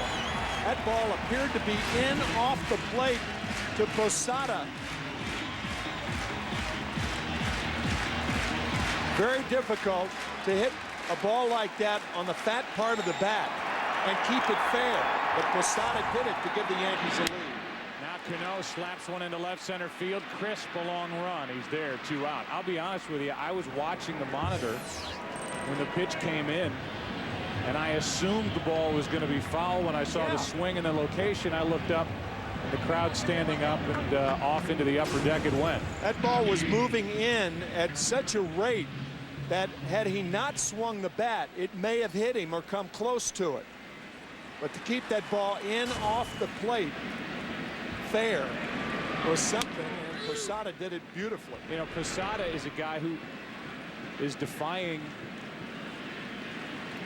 really baseball history because he is getting better as he gets older. Last year and a half, yeah.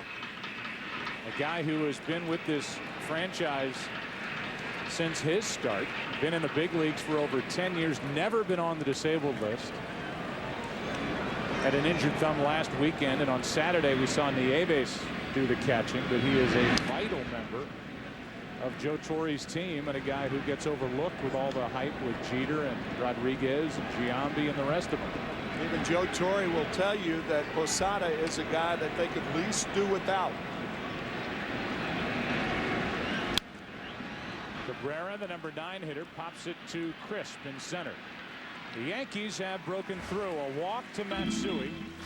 4th of the day from Wakefield, and then that from Jorge Posada, his 3rd of the year. 2-0 Yankees. Back after this from your local Fox station. NASCAR's brightest stars gear up for the baddest track in the universe. Nextel Cup Racing tomorrow, only on Fox.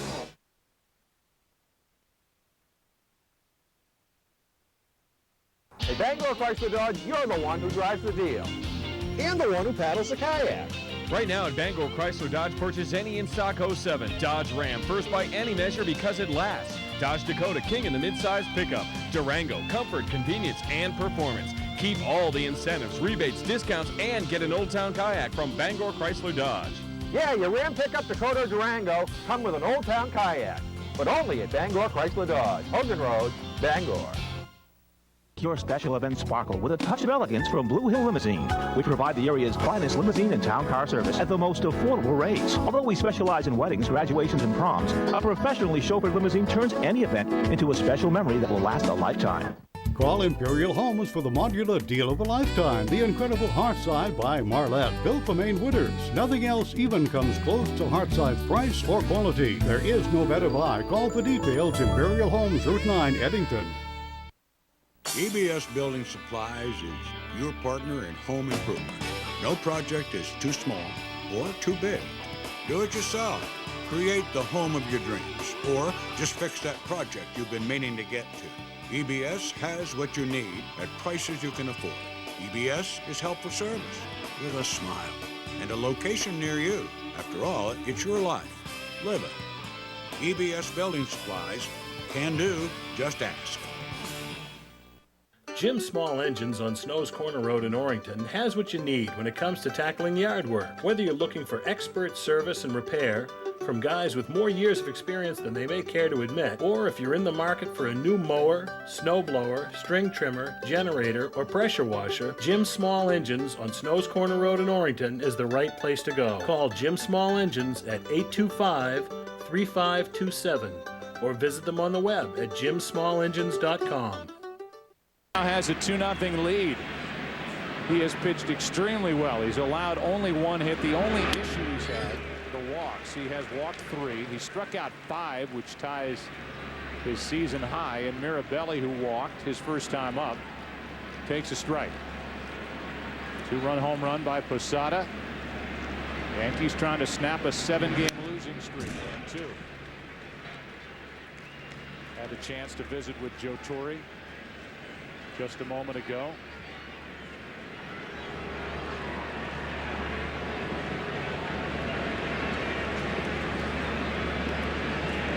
Led in every game so far this season against the Red Sox, but lost them all.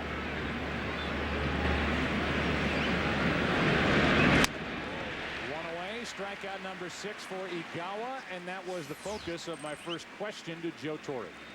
Well, I'm seeing a lot more consistency from him, Joe. And, you know, the whole thing about it, sometimes it's better just to put the ball in the shoe and say, here, you're pitching. But he certainly seems to be a whole lot more consistent than he was in his last start. Joe, how is Jeff Karstens?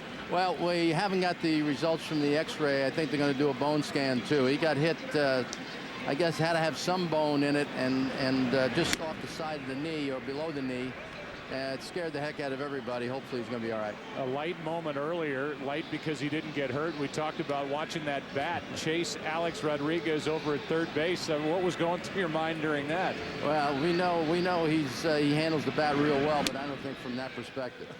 You were talking to the writers before the game. There must have been 17,000 of them around you, and they said, well, what about the Joe Torre job watch? And you said, you know what, I put that in its own category. I'm more worried about the losing streak. Oh, yeah. I mean, you hurt when you lose. There's no question you hurt. And, you know, any kind of rumors that fly around and, you know, question your ability to manage and your job being in jeopardy, well, that's just part of what you do when you take the job. I mean, you have to accept that.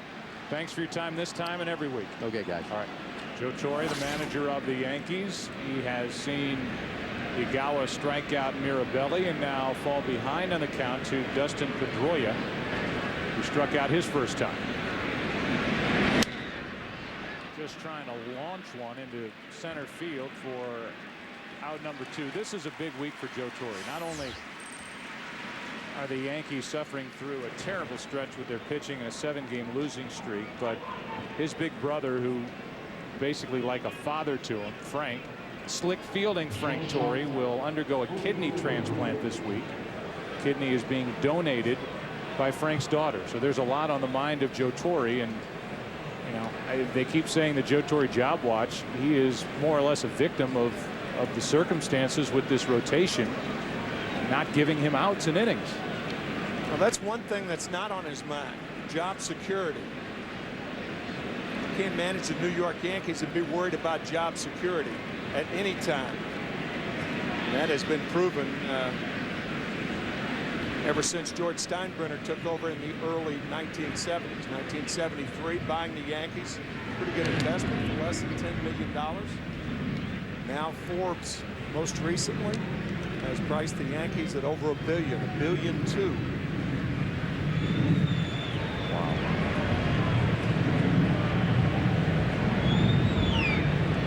One ball, no strikes. Joe Torre over in that dugout. We've seen so many guys sitting around him over the years, guys who've gone on to manage. Think of a guy like Lee Mazzilli, Joe Girardi. The early part, it was my good friend Don Zimmer who was sitting there, and those two were a great Quinella down in the dugout for the Yankees. And now it's Don Mattingly who's the bench coach. Kevin Long taking over as the hitting instructor. That misses. 3-0. Euclid on deck. There's Don Mattingly. He missed the start of the run under Joe Torre. His last year was 95, and then there's Torre taking over in 96 in the World Series win over the Atlanta Braves. 3-1 from Igawa to Julio Lugo, who's 1 for 2.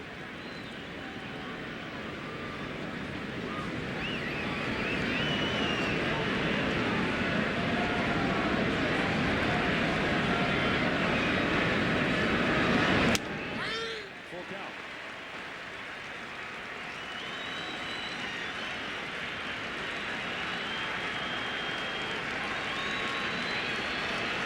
This crowd did not expect to be cheering on Kei Igawa here in the 5th inning with a 2-0 lead. Watching his 6 strikeouts pile up. And getting through 5 scoreless against the Red Sox. Halfway through it, top of the order coming up for the Yankees. 2-0 New York.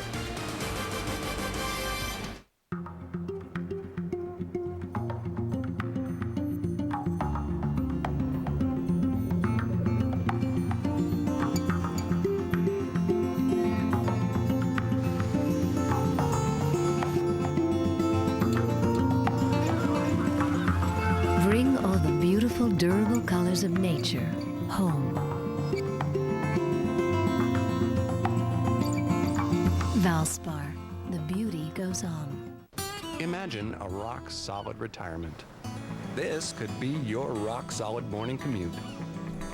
This could be your rock-solid corner office. Your rock-solid water cooler. Office supplies. Your rock-solid coffee break. And out-of-town meeting. What's your idea of a rock-solid retirement? Let Prudential be your rock for retirement. What would you call a refreshing beer with more taste than Bud Light and only half the carbs of the leading light beer from Europe? Well, you could call it the original light beer, or you could just call it by its name, Miller Lite. Miller Lite. Good call. Men have interesting ways of dealing with the fact gel takes a long time to dry. Now with Degree Men Ultra Clear's advanced protection, there is no dry time. Degree, it won't let you down. So, Brad, why should you be my new roommate? I like Spider-Man. Who doesn't? Oh, I love cats. Yeah, that's a dog, Brad. Isn't it? How about something for the apartment? Oh, I'll get us the Comcast triple play. I webbed you. That means you got the apartment. The Comcast Triple Play. High-speed internet that's way faster than DSL. Comcast digital voice with unlimited domestic calling and digital cable with on-demand together for just $33 each per month. And catch Spider-Man 3 in theaters May 4th. Fox Saturday Baseball sponsored by Chevy and American Revolution. Welcome back to Yankee Stadium. 2-0 New York out in front behind Kei Igawa on the strength of a Posada home run. Wakefield back to the hill. We'll give you our Subway Fresh Fit trivia question in this 5th inning. Damon 0 for 1. He walked his last time, and he takes a high strike. Here it is. Yogi Berra, one of 6 managers to win pennants in both leagues. Who was the first to do so? Subway Fresh Fit trivia question.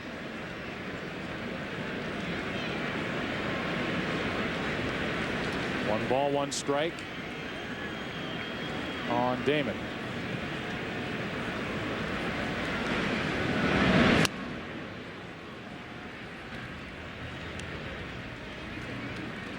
The reason Johnny Damon is a designated hitter today and not the center fielder where he most often resides is his bat. Line drive into right. Not his bat.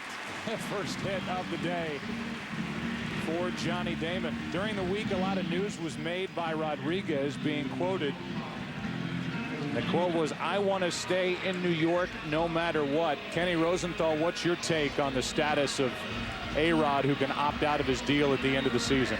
Well, Joe, he still hasn't uttered the magic words. I will not opt out of my contract. I will play the final 3 years with the Yankees. If you remember last year, another Scott Boras client, J.D. Drew, told the Orange County Register toward the end of the season, "I'm not going to opt out of my deal with the Dodgers." Well, if I'm not mistaken, guys, he's out in right field today playing for the Boston Red Sox. He did opt out. He got many millions more to play for Boston, and Boras may be the wild card. That opt-out clause is in his deal for a reason, and whatever the end result is, it will benefit Scott Boras and Alex Rodriguez.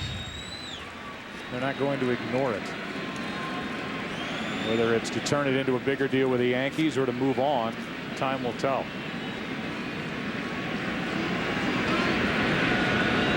Three years, $81 million left. When you think about the deal signed by Vernon Wells and Alfonso Soriano, and you're looking at a guy, and we talked about this last week, that by the end of that next deal might be chasing down the all-time home run record. Tell you what, if this year were last year, you wonder whether he would have opted out or not.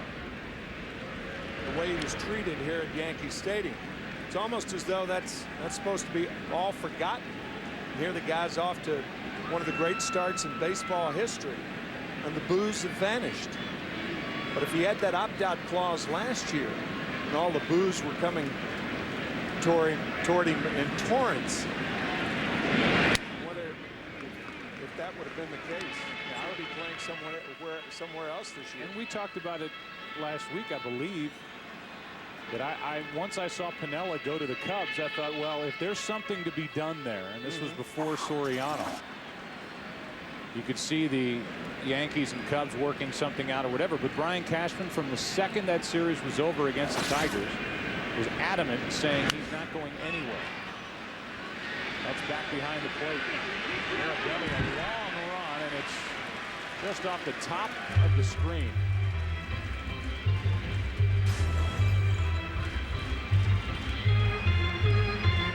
Just out of play. Yeah, that was before the Cubs signed Aramis Ramirez, too, as their third baseman.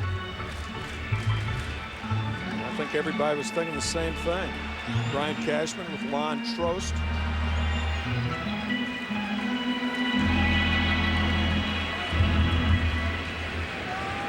Ken Rosenthal mentioned it last week that now that Rodriguez has taken some of the weight off and the bulk out of his chest, he's lost 12 pounds, gets some of the flexibility back.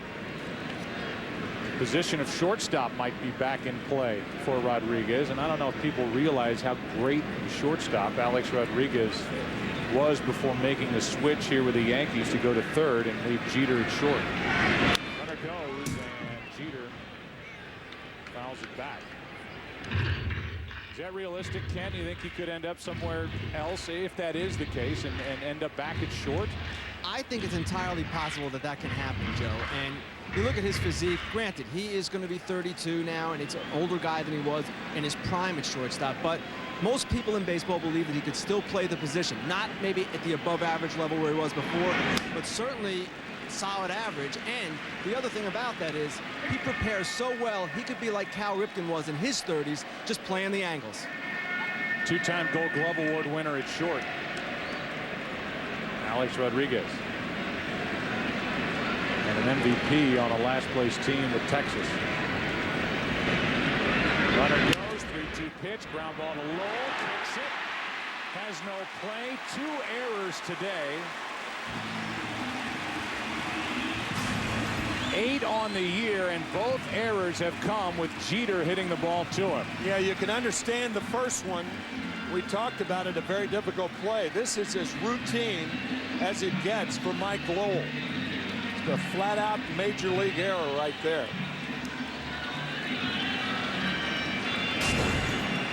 This infield defense last year, when they had Alex Gonzalez at short and Lowell at third, with the kind of year he had, was as good as it got anywhere in baseball. They went with more of an offensive type shortstop at Lugo. He's been the last of their troubles. He's had a good year, at least a good start with the glove, but Lowell, 2 more errors now than he made all of last year. Here's Abreu, and there is ball 1 high. Yeah, we talked about it last week. Last year, the Red Sox had the greatest fielding percentage for their team in the history of the game. And that man right there, largely responsible for it. Lugo in place of. Here's a bunt by Abreu. He showed it the last time in this situation. Now he does it, and he hands the Red Sox an out. Nah, I just don't understand this. He tried it the first time, fouled it back, and now he bunts it to the fat part of the field. It's an easy play for Tim Wakefield to get the force on Johnny Damon.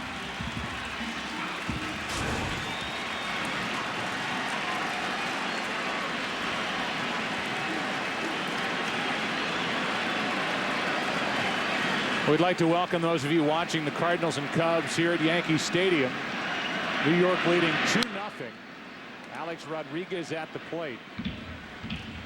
He has had 12 at-bats since his last home run. He is tied with Albert Pujols with his 14 home runs for the month of April, the major league record. And the Yankees couldn't care less about individual stats right now. They are trying to break a 7-game losing streak.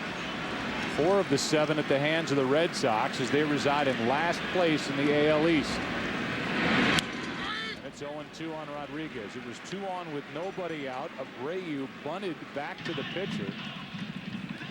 Number 3 hitter in the Yankees lineup bunting with a 2-0 lead on top of it. Force out was at third, and now it's first and second, 1 out for Rodriguez with an 0-2 count.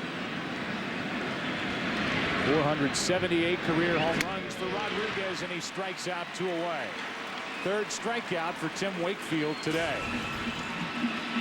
Boy, that's a dandy. Whenever you get that dead spin like that, Rodriguez swinging over it a long way. Dancing knuckleball from Wakefield. Now it's Giambi with 2 on and 2 out.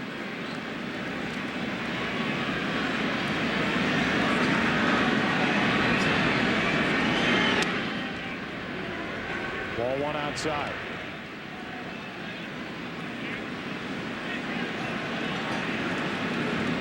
Jeter the lead runner. Abreu on at first, 2 out. Giambi is 0 for 2. 1 ball, 1 strike. Talking about the Abreu bunt, a lot of times when players, in order to get to the right solution, ask yourself the question, will the defense be glad that I'm doing this?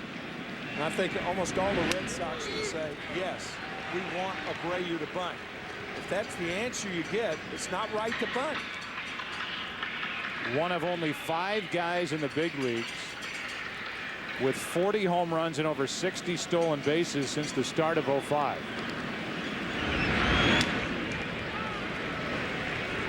It's down and away, 2-2 on Giambi. We've talked about this in years past, that some teams have a sign, get him over. Get him over any way you can. It's almost a way for a manager to kind of throw it on the hitter. If you want to bunt, bunt. If you want to swing, swing. Who knows if that was called from the dugout, but it's doubtful. Doubtful, and it would make you scratch your head. The Yankees to take the bat out of the hands of Abreu. He's got to make Francona happy. And now after that big strikeout by Wakefield, he could get out of trouble. He can get Giambi. That's foul. Runners moving on a 3-2 pitch, and that was pounded foul.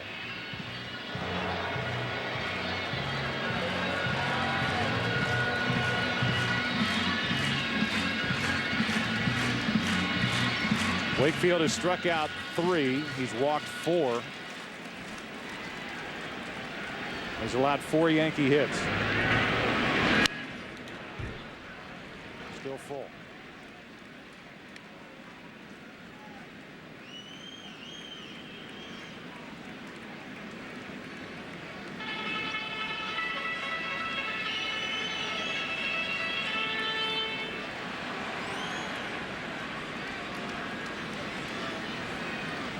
Andy Pettitte used the word embarrassed in talking about his effort last night. That walk loads the bases, and Wakefield has walked 1 in every inning.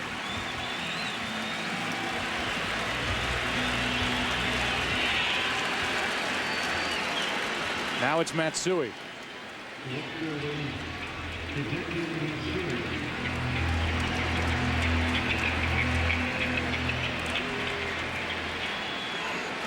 Mentioned right before his first hit back in the 2nd inning. First 58 games against the Red Sox.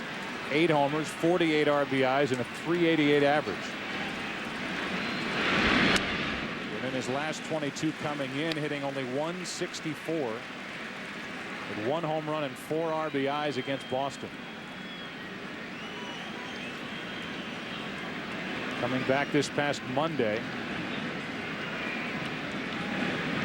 The Yankees were in Florida facing the Devil Rays off the hamstring injury. 1-1.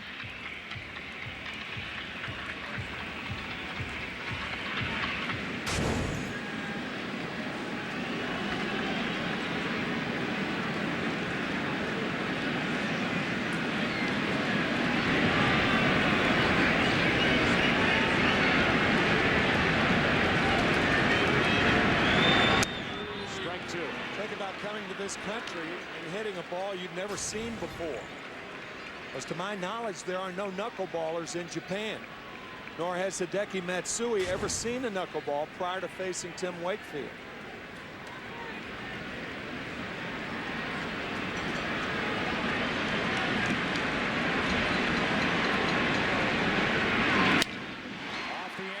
Center field for Coco Crisp. We go to the 6th inning. Wakefield out of the jam. Yankees have stranded 7 and lead 2-0 over Boston.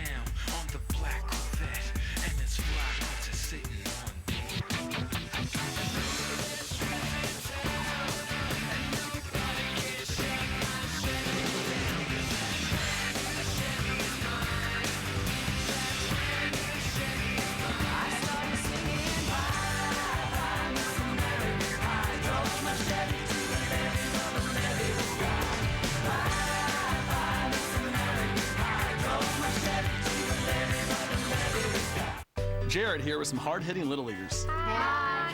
You know there are over 12 million overweight kids in this country. But exercise and eating right can help. Which is why Subway Restaurants has the delicious new Subway Fresh Fit meals. With better-for-you sides and drinks. They fit into the American Heart Association's approach to a healthy lifestyle. The new Subway Fresh Fit meals. Okay, who wants me to autograph their baseball? Who wants a Subway Fresh Fit meal? Yeah! Subway. Play hard, eat fresh. Vaughn into the windup in his first offering. Just a bit outside. It was a perfect strike, and you know it. Of course, if this chump were watching in DirecTV HD, he'd have made the right call. It's broadcast in 1080i, which means it's cool. Now, let's see how this bruise looks in HD. Vaughn into his motion and the pitch. Uh-oh. For the most sports in HD, you gotta get DirecTV. Fox Saturday Baseball sponsored by Goodyear. Innovative technology to help you get there. By Radio Shack. Don't just buy stuff, do stuff. Radio Shack. Do stuff. And by Subway Restaurants. Subway, eat fresh. Big inning for the Red Sox with their 2, 3, and 4 batters. Euclid, Ortiz, and Ramirez. Down 2-0 to Kei Igawa. Realize that as we play here in the 6th inning, this is all leading toward a possible appearance in a save situation, maybe, for Mariano Rivera, who does not have a save all year. And last night couldn't get more than 1 out and allowed 4 runs on 3 hits. Yankees the only team in the major leagues without a save. Joe Torre has worn out the bullpen. That's been the main criticism, but starters are not able to get deep into games. Igawa trying to change that. He gets a high strike to make it 2-1. He's at least pitched into the 6th. As Fleming yells back into the Red Sox dugout. They were giving him trouble about that 2-0 pitch. Yankees averaging less than 5 innings per start. Long run for Cano. He's there. He has it. 1 out.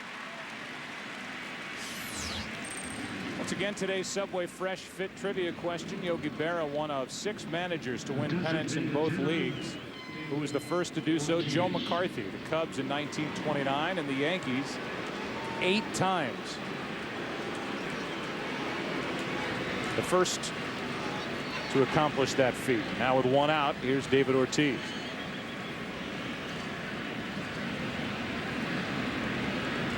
Ortiz has bounced into 2 double plays against Igawa. None bigger than when he stepped up in the first inning. Karstens left after being hit on the knee just below it. A line drive by Lugo. 2 on, nobody out after a hit by Euclid, and Igawa came in and got a 4-6-3 double play.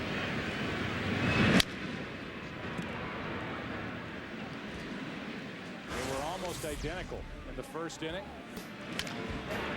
First 2 outs of the game. And then in the third.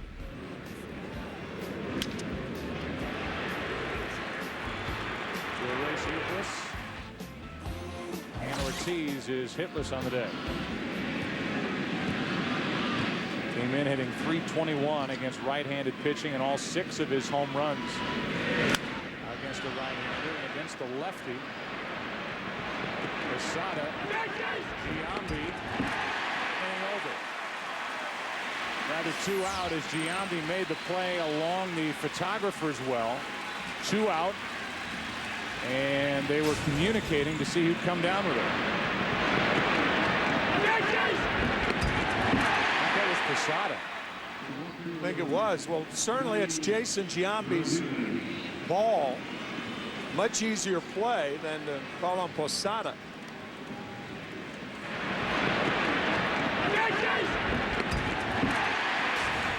That was a plead for help because Posada couldn't get there. And Giambi at the beginning, Tim, looking at him, looked like he was waiting for Posada to get all the way out there. Yeah, it was clearly his ball, though. No doubt. And he made the play. Now Ramirez 2 out. I said 3, but 2 out. Base is empty, and Ramirez has walked and struck out, trying to extend the top of the 6th.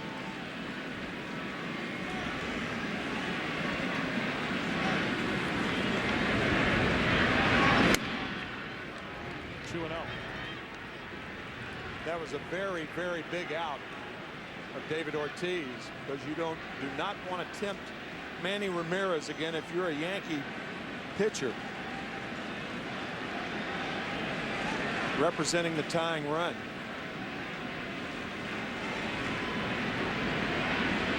Igawa missing with ball 3. 3-0 on deck is J.D. Drew, who has struck out twice against the Yankee left-hander.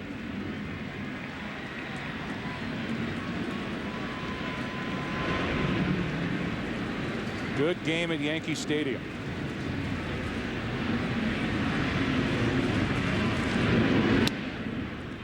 A 4-pitch walk, and that's walk number 4 for Igawa.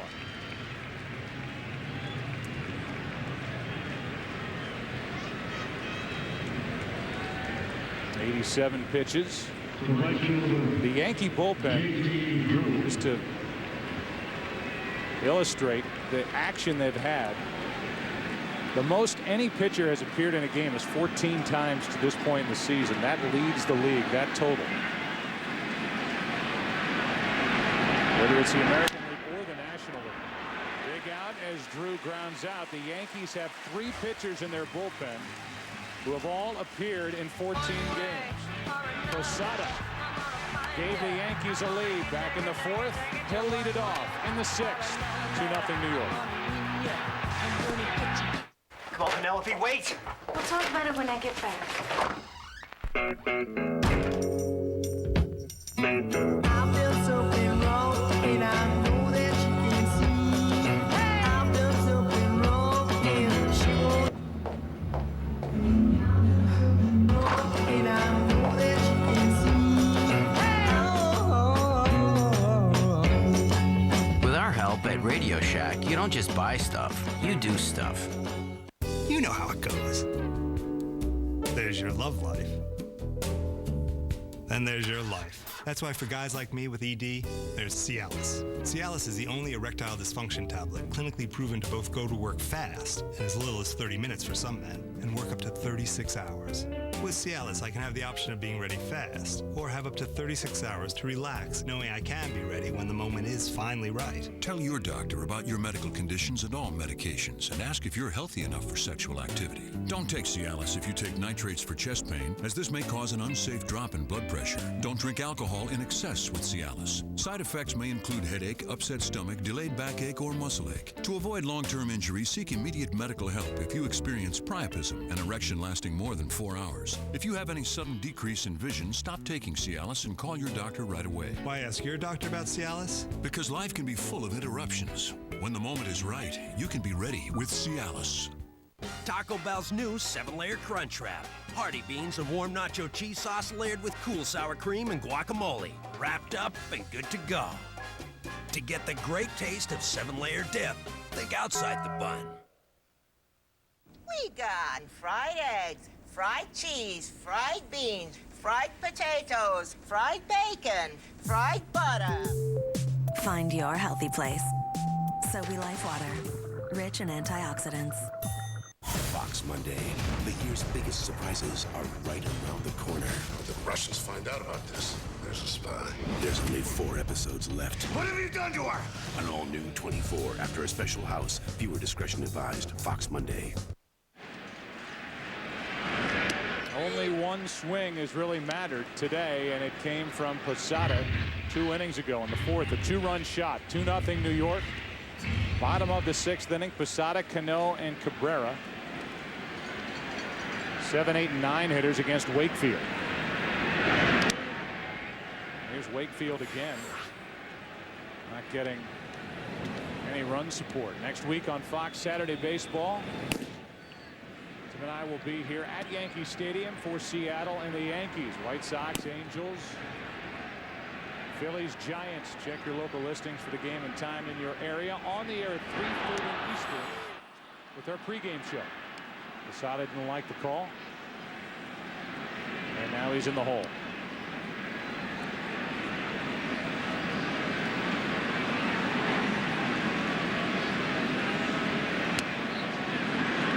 Pretty good pitch. Wakefield doesn't get the call.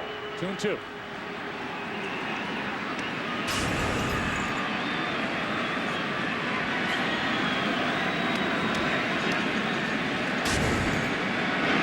Posada swats at it and fouls it left side. Out of play. What a descriptive verb. Swats at it. That is perfect, because that's about what most people do with the type knuckleball that Wakefield is throwing today. It swats at it. 2-2 pitch from Wakefield is high, full count.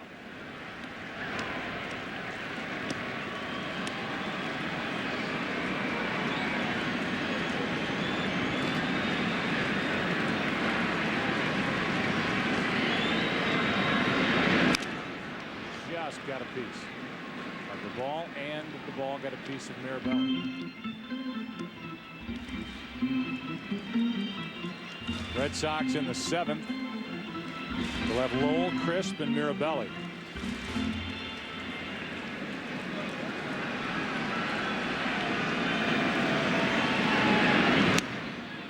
It's a leadoff walk to start the 6th. My partner Joe Buck doing a major league telecast today, but that was not always the case, as Bruce Fleming recounts. Joe, when you were breaking in Louisville, I had played golf with your dad on a Saturday, and you had an afternoon game, and we picked up your game as we were driving back to your house. And Jack said, "Do you mind if we pull over? I want to listen to an inning." And he critiqued you. And you know what? I thought that was so neat. You made a couple of mistakes. And you were questioning the umpire a little bit, which irritated me. But other than that, I thought it was a great move for him to pull over and see what you were doing. So make sure Joe Buck gets this, all right? Here's a little pop-up down the right side. It is foul off the bat of Cano. 1 ball, 1 strike. Bruce Fleming and my dad were very good friends. Very close friends.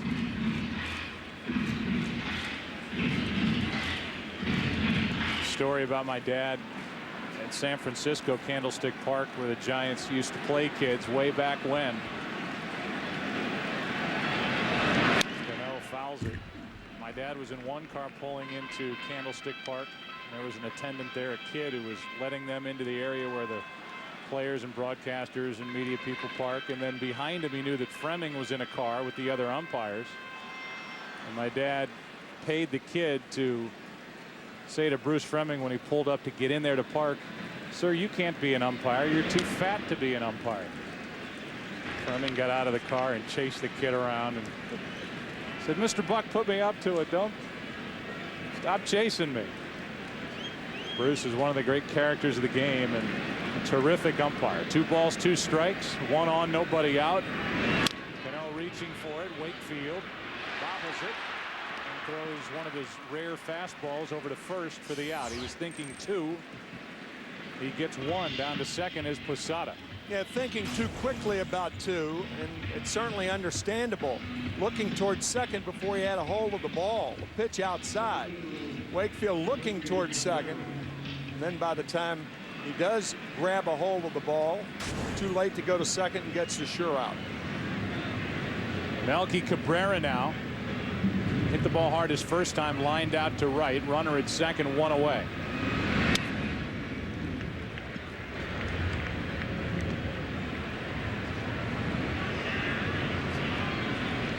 Donnelly's been getting loose for the Red Sox in their bullpen. Wakefield trying to get through 6. 1 ball, 1 strike. There's a former Angel, Brendan Donnelly, part of a good bullpen for Boston. Their closer, Papelbon, has been perfect in April. Last year and this year. 17 for 17 overall in April in save opportunities. 7 for 7 this year. 1-1 pitch. Cabrera, ball 2.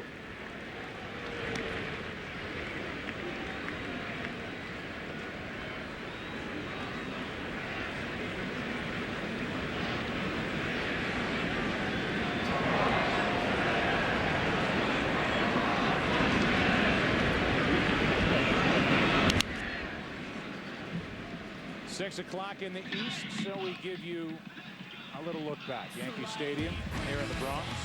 First inning, first swing right out of the gate. Lugo hits a line drive off the right knee just below it of the starter Karstens. Igawa came on and got out of trouble, and the only scoring, the 2-run shot by Posada in the 4th. Now Cabrera pops it up down the left field line. Trouble. It's a fair ball. It's a ground rule double, and that will score Posada to make it 3-0 New York.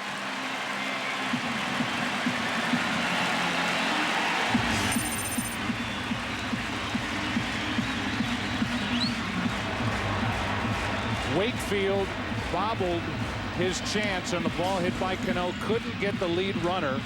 Posada going to second, and as a result, Posada scores on this bloop by Melky Cabrera.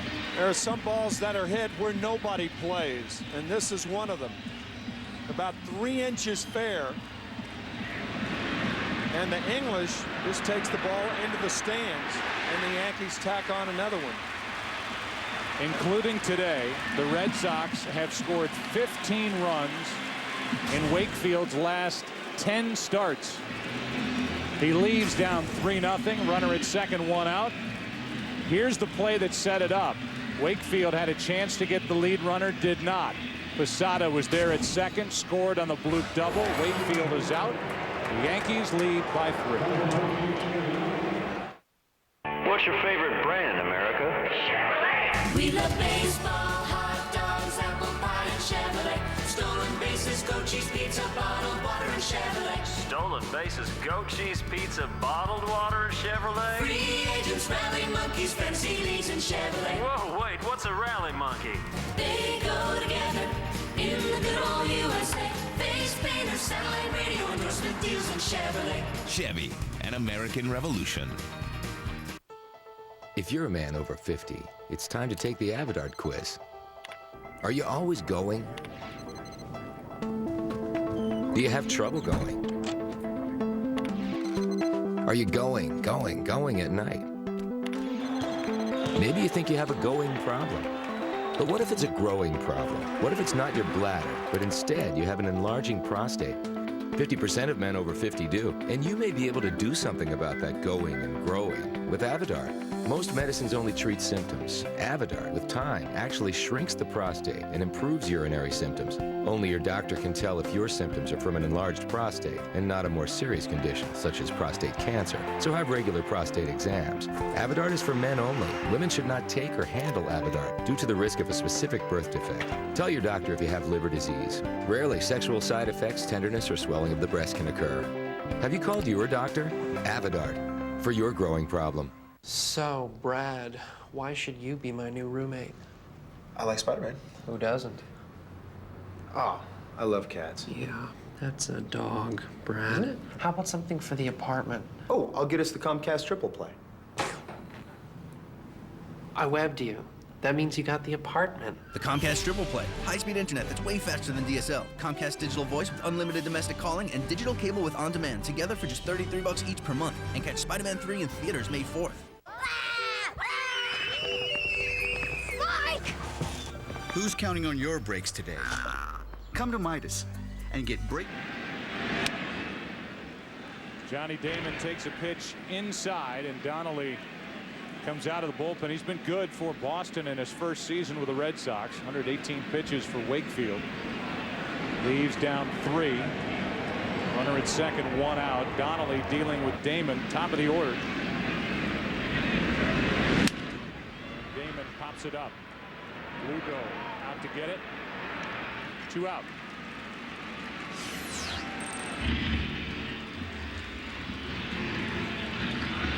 No earned runs have scored against Donnelly. Part of the setup core for Papelbon. Here's Jeter. I've always thought that Brendan Donnelly, part of the reason for his success is there is no starter on a staff that he's ever been a part of that's exactly like him. He is so different from any starter imaginable. You take a guy like Tim Wakefield today, of course, anybody who comes in to spell Tim Wakefield is going to be different. But Donnelly, the bulldog type, jumps at the hitters. Tough to time him, tough to time his fastball.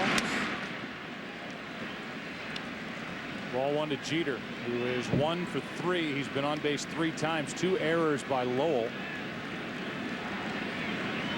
Neither one has come back to hurt Boston.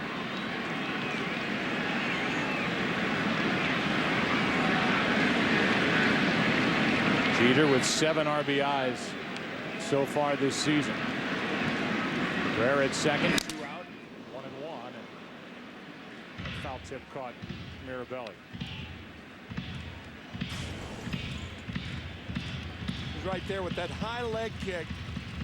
You can see all body parts toward the hitter.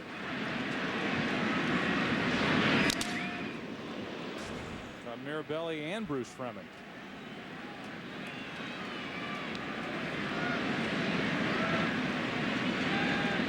A 1-1 to Jeter. Totally fooled strike 2. See, that's the type swing that a lot of right-handers have against Donnelly.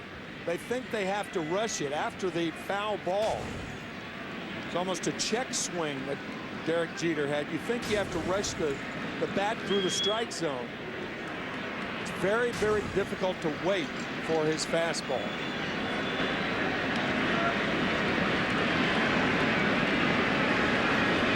Runner at second, 2 out. Donnelly drives Jeter off the plate, 2-2.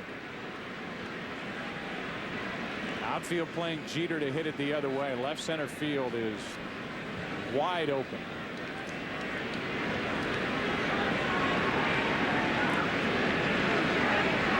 Likes to go to right with 2 strikes, and the count is 2-2. Cabrera at second, 2 out.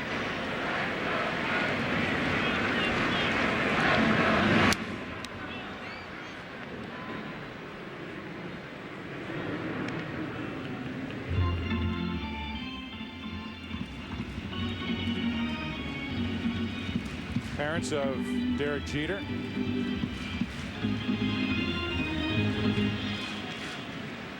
Dr. Charles, his father, heavily involved along with his mother in the Turn 2 Foundation here in New York. 2-2 pitch.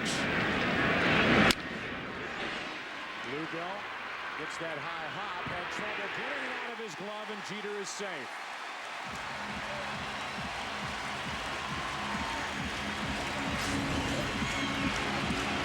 Well, the hop stayed up for Lugo.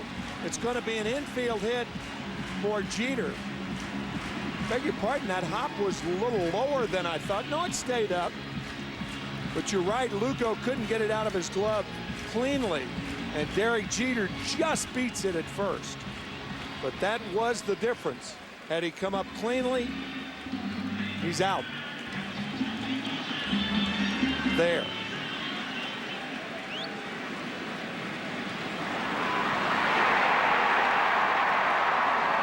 So now it's first and third, 2 out for Abreu.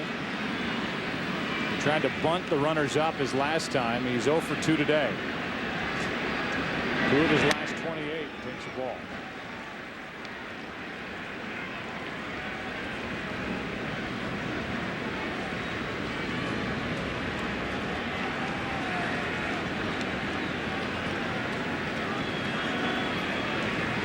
Yankees have added to the lead for Igawa, and a chance for more.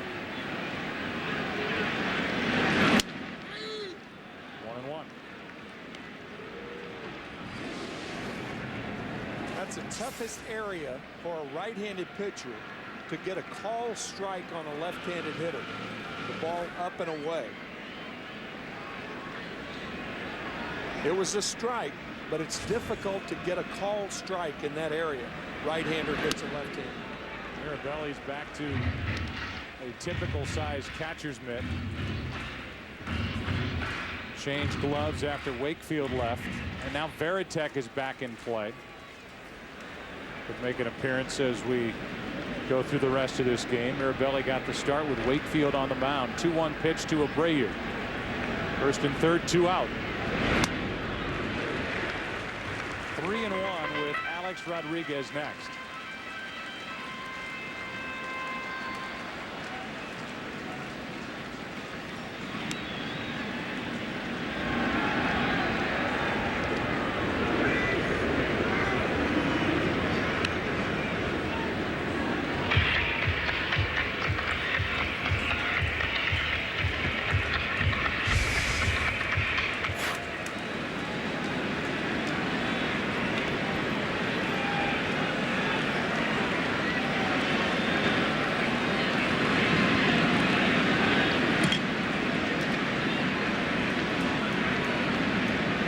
Donnelly and Mirabelli having a tough time getting together on what to throw.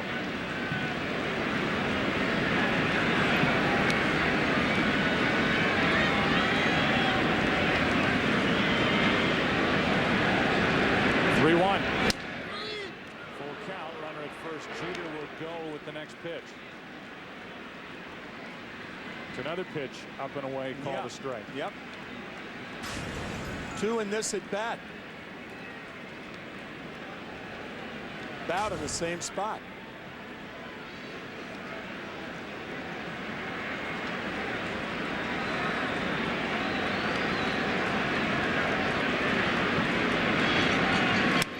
That's high, and the bases are loaded for Rodriguez.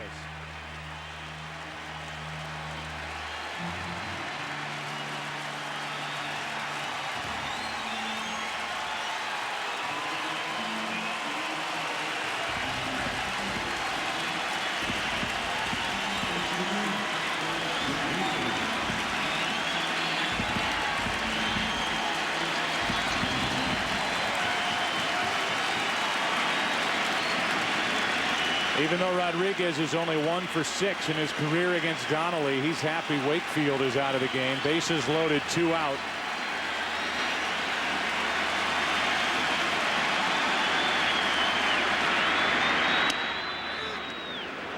We welcome in a new audience, the Cub Cardinal audience. Alex Rodriguez. You saw his last at bat when he struck out. That was against Wakefield. He has struck out twice today.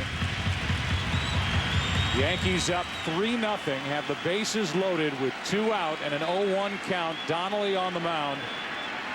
A-Rod at the plate with his 14 home runs.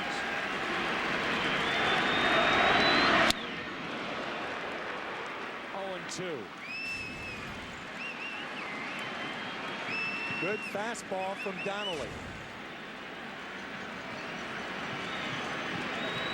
14 grand slams for Rodriguez. A total time for third among active players. Career .338 average with the bases loaded. Won a game with a grand slam earlier this year against the Orioles.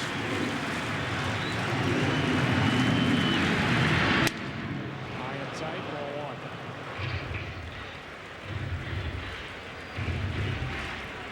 Melky Cabrera, Derek Jeter, and Bobby Abreu the runners with 2 out. Yankees trying to end a 7-game losing streak, and Mirabelli is out to talk to Donnelly.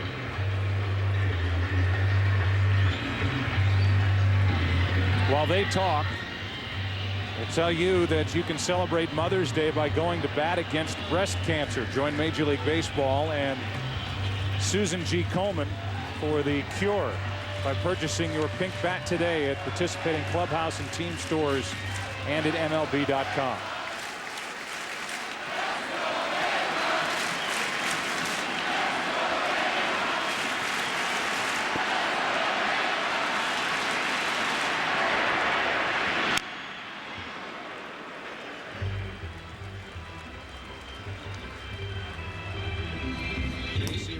Getting loose.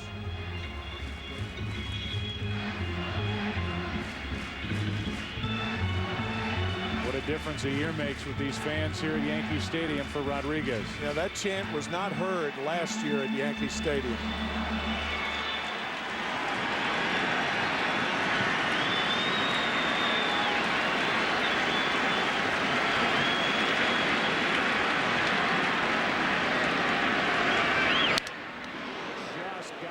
And that caught Fleming, the home plate umpire. Boy, that was a tough pitch to handle. In on the hands. We mentioned before last week's game that the Red Sox had to pitch Alex Rodriguez inside. And that's what Donnelly tried to do, coming in on the hands of A-Rod. Just getting a piece.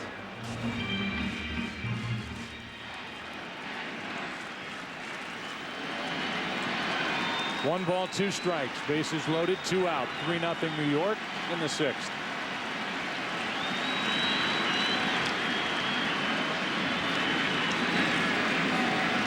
"14 home runs on the season. 34 RBIs.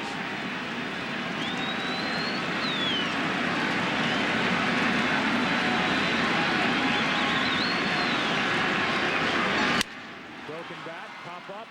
Lugo. Inning over, and Rodriguez is 0 for 4. Into the 7th inning we go. 3-0 Yankees lead it now. Back after this from your local Fox station. You're watching Fox Saturday Baseball Game of the Week. Hi, this is Bucky Maddox from Bucky's Satellite in Ellsworth. Tired of watching those New York channels? Want local channels? That's right, folks, you heard it. Local channels are now available on Dish Network. ABC 7, Fox, Bangor, NBC, CBS, and Public Broadcast. You can get them all on Dish Network. It's not a rumor, it's a real deal. Call me at 667-7553. Imperial Homes Eddington says, if you truly want a new home, this is your chance. The quality of Marlette built for Maine winters at an unbeatable low price. The name is Hearthside. Nothing else even comes close. Call for details. Imperial Homes, Route 9, Eddington. Make your special event sparkle with a touch of elegance from Blue Hill Limousine. We provide the area's finest limousine and town car service at the most affordable rates. Although we specialize in weddings, graduations, and proms, a professionally chauffeured limousine turns any event into a special memory that will last a lifetime. We love Darlings. We love Darlings. 2 family names on the road in Maine for over a century are Ford and Darlings. They're wonderful people. Where the value is real. The Ford challenge is find out for yourself. There's no better choice than Ford.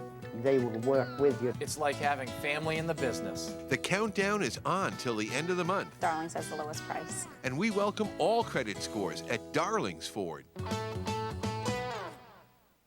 Has your doctor told you that you need an MRI? Have you heard that it feels like being in a tunnel? think again. Open MRI of Bangor is just that, open. It's not tubular. It's open on the sides, allowing you to see around you during the exam. It was specifically designed for those folks who are claustrophobic or who may not fit comfortably in a traditional MRI system. No tunnel, no loud noises. Now you have a choice.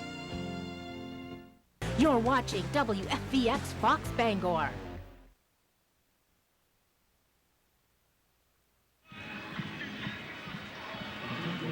3-0, the Yankees out in front. 7th inning rolls in here at Yankee Stadium. Our Flomax game summary.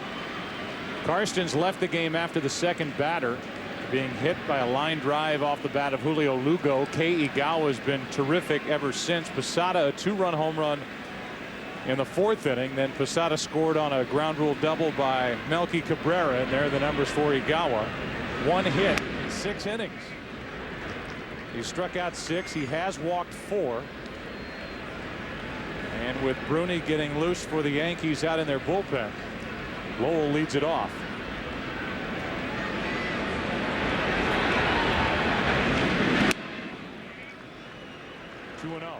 Any sign of trouble, maybe even a base runner here in the 7th inning. And I think Joe Torre, realizing that he has gotten as much as he can out of Igawa this afternoon. Ron Guidry on the phone to make sure Bruni hurries to get ready. Crisp on deck. Lowell chops it to third. Off the glove of Rodriguez. Do or die play. Rodriguez couldn't come up with it. Lowell's on to start the inning.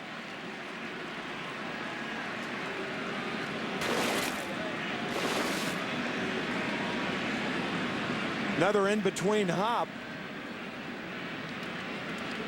They've called this an error.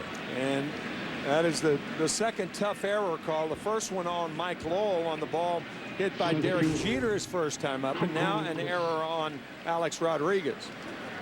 I don't agree with either one of them. No, me too. I'm with you. Either way, the Red Sox put their leadoff man on, and Crisp is at the plate. Ball 1 in the dirt. Mirabelli is on deck. Veritek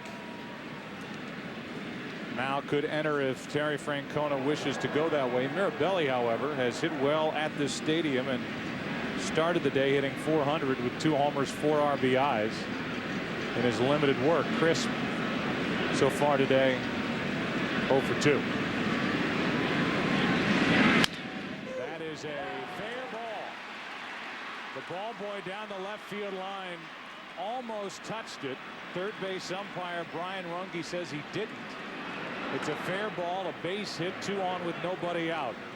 No interference called, and Joe Torre is going to pop out of the dugout, and they make the pitching change right now. This ball just fair, and look at the ball boy down the left field line, trying to field the ball right there. Fortunately for the Yankees, he didn't touch the ball. Had he touched it, it could have been interference and a double allowed.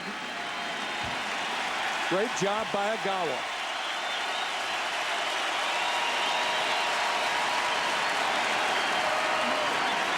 However, the tying run is coming up for the Red Sox here in the 7th. Here's to men, to guys who want to spend more time having fun and less time in the men's room. And here's to Flomax. It may relieve male urinary symptoms due to BPH, also called an enlarged prostate, in 1 week. Only your doctor can tell if you have BPH, not prostate cancer. Common side effects of Flomax are runny nose, dizziness, and decrease in semen. Upon standing, a sudden drop in blood pressure may occur, rarely resulting in fainting. So when starting Flomax, avoid situations where injury could result. If considering cataract surgery, tell your eye surgeon you've taken Flomax. Could you feel a difference in 1 week? Ask your doctor. Flomax could make a difference in 1 week. Experience. That's the difference between working with professionals and running a convenience store.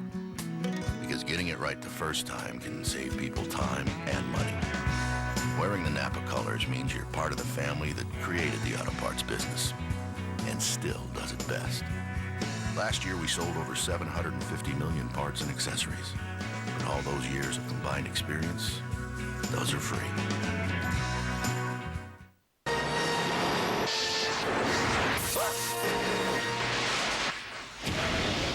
Great Scott! I forgot to tell Marty when he gets back to the future, he needs to get DirecTV HD. They already have all the best channels, and soon they'll have 3 times more HD capacity than cable. Impossible? That's what they said about my flux capacitor! For a future of 150 HD channels, get DirecTV. Fox Thursday. He has the energy of a 5th grader. But is he smarter than one? Does it come with spell check? Are you smarter than a 5th grader? All new at 8, 7 Central, Fox Thursdays. Exactly what Joe Torre was looking for out of Igawa, hoping for when he brought Kay out of the bullpen after Karstens was finished, leaving in the first inning with 2 on, nobody out, injured. Now it's Bruni, 2 on with nobody out, and a ball up and in to Mirabelli. I'm a little surprised Veritek's not the hitter, because Veritek handles the fastball very, very well. But Terry Francona going and opting for Mirabelli right now instead of Jason Veritek. Right now is out in the bullpen for Boston. A high strike to Mirabelli. Even though he had plenty of time to come in, he could have come in with Bruni. Could have chatted on their way to the field. Right.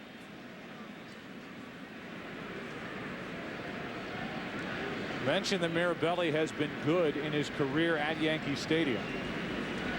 So far today he has walked, struck out. That was against Igawa. Could be a big day for the Yankees in the big picture if Igawa can claim one of the spots in the rotation. In the smaller picture, they're hoping that Bruni can help preserve a lead as you look at the career numbers for Mirabelli hitting here at Yankee Stadium. A career average over 300, 2 home runs. Tying run at the plate, nobody out here in the 7th. Yeah, that had to figure prominently in Terry Francona's thinking to leave Mirabelli against the right-hander. 95 miles per hour. It's 2-2.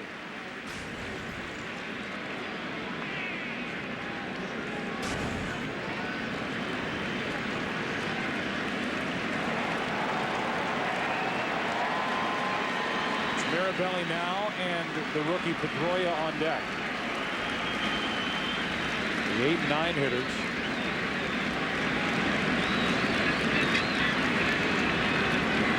Terry Francona, 2-2.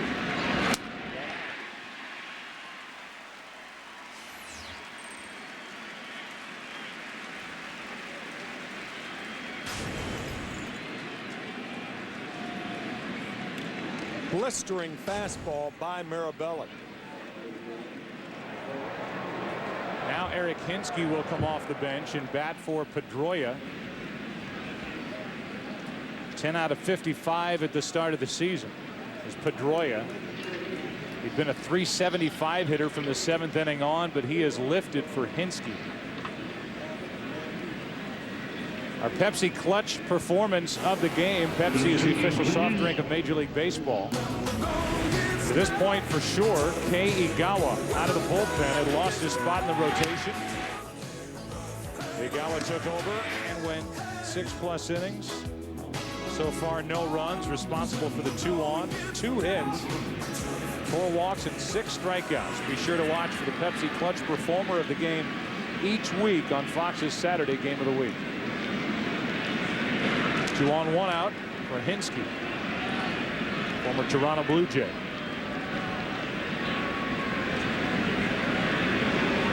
Eric off to a good start with the average and limited work.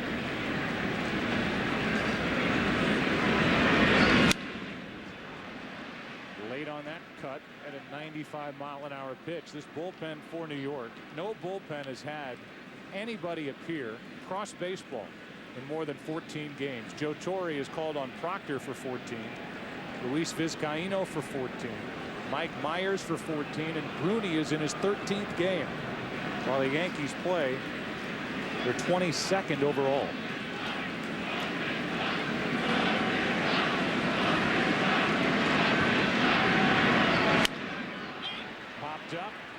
base side. Rodriguez has a play on it. 2 out.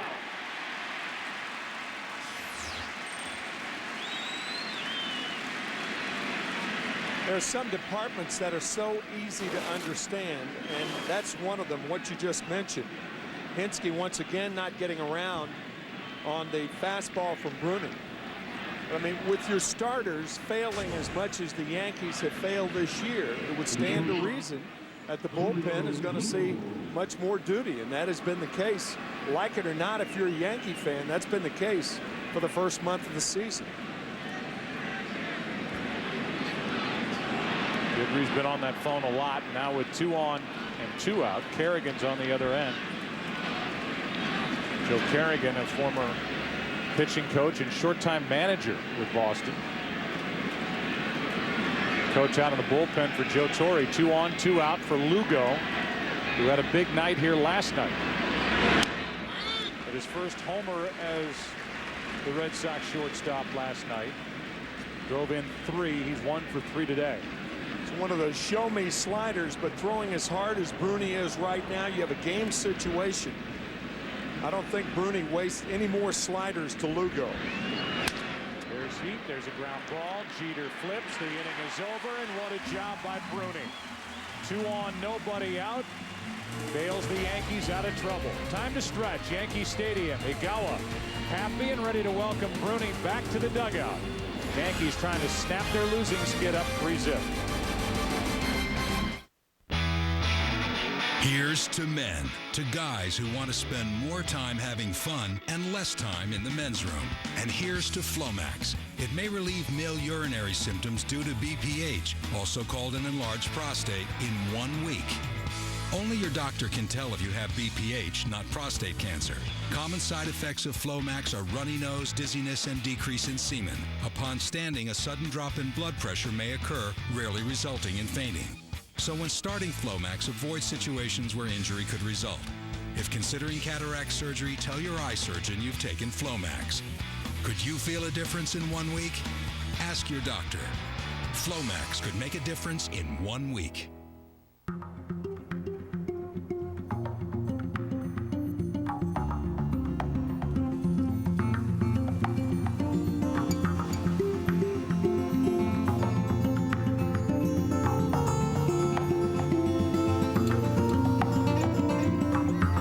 Bring all the beautiful, durable colors of nature home. Valspar, the beauty goes on. One morning you wake up and there it is, gray hair.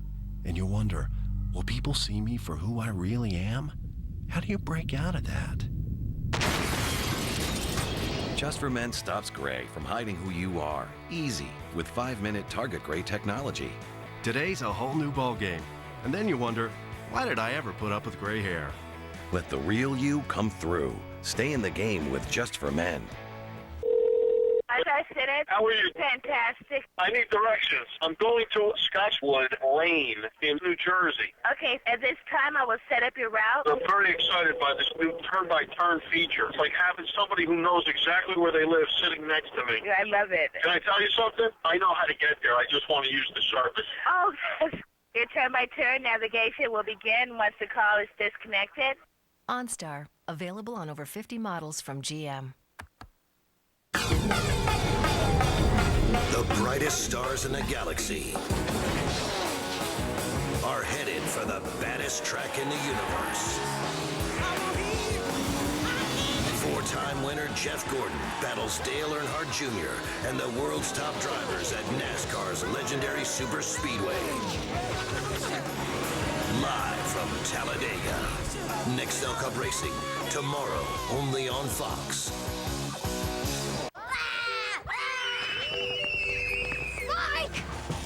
Who's counting on your brakes today? Come to Midas and get brake pads or shoes for just $89.95 per axle installed. Be safe. Just the Midas touch.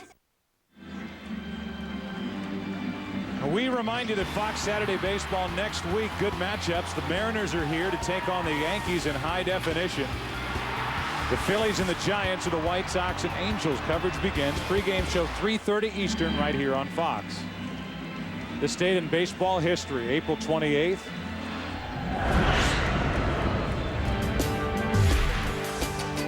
First career home run for the great Frank Robinson. First of 586. 61, it was Warren Spahn no-hitting the Giants at the age of 40. And Billy Martin, in 1985, hired by George Steinbrenner to manage the Yankees for the 4th time, replacing Hall of Famer Yogi Berra. 1929, the Red Sox played their first ever Sunday game in Boston. The game was at Braves Field against Philadelphia Athletics. 1988, Orioles lose their 21st straight game to start the season. Worst start in Major League history.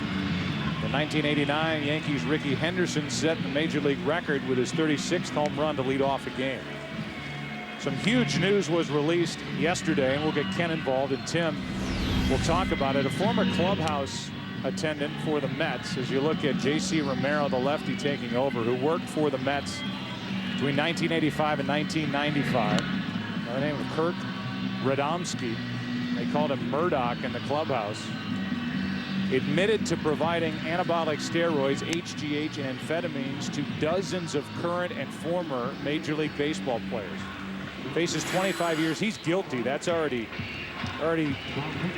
figured that he is guilty. $500,000 fine, and he has said that he will cooperate with federal investigators, and he could potentially hand over a treasure trove of information and names, and he will work with the investigators for Senator Mitchell's investigation into the steroid situation in baseball.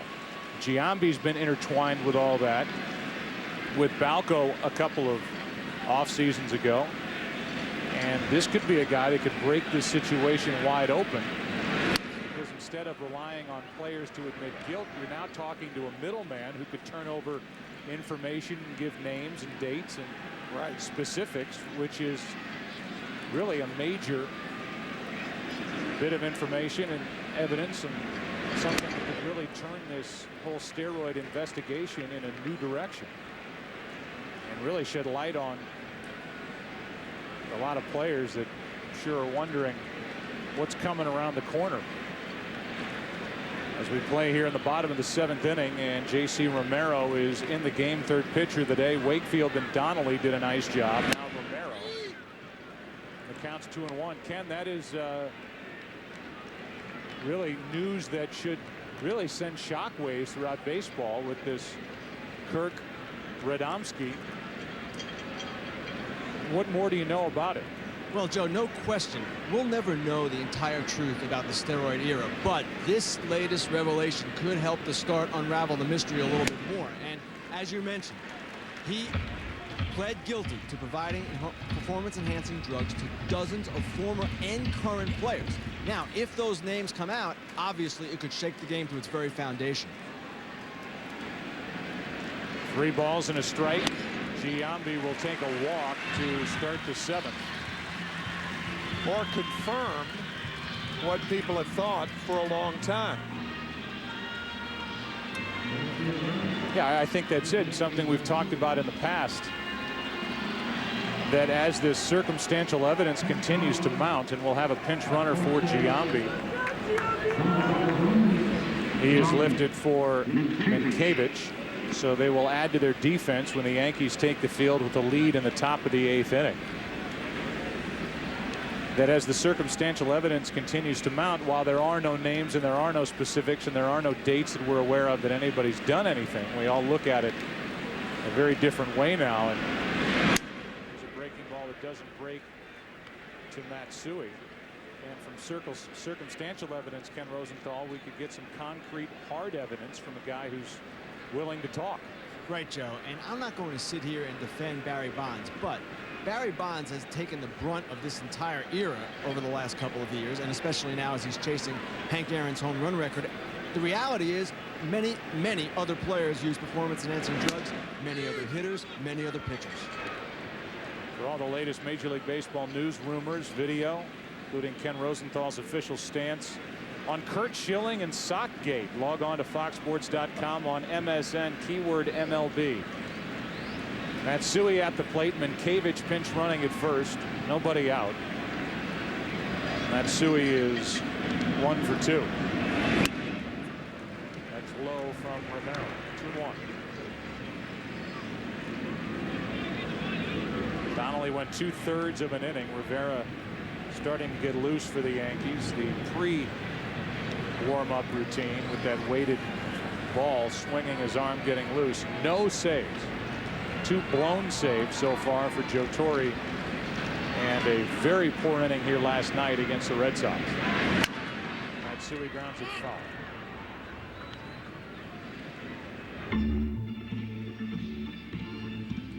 Minkiewicz will head back to first.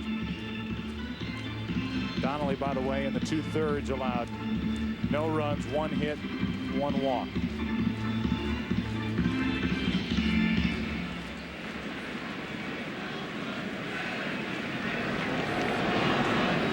Saw that highlight from Toronto. Texas sac fly by Blaylock won that game. The Cubs are having fun at the Cardinals' expense yet again.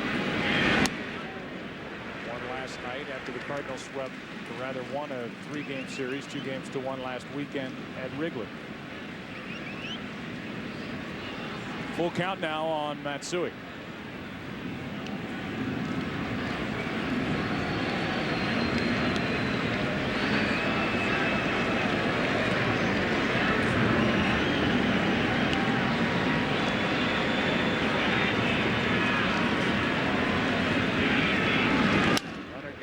With a 3-2 count, Matsui fouls it.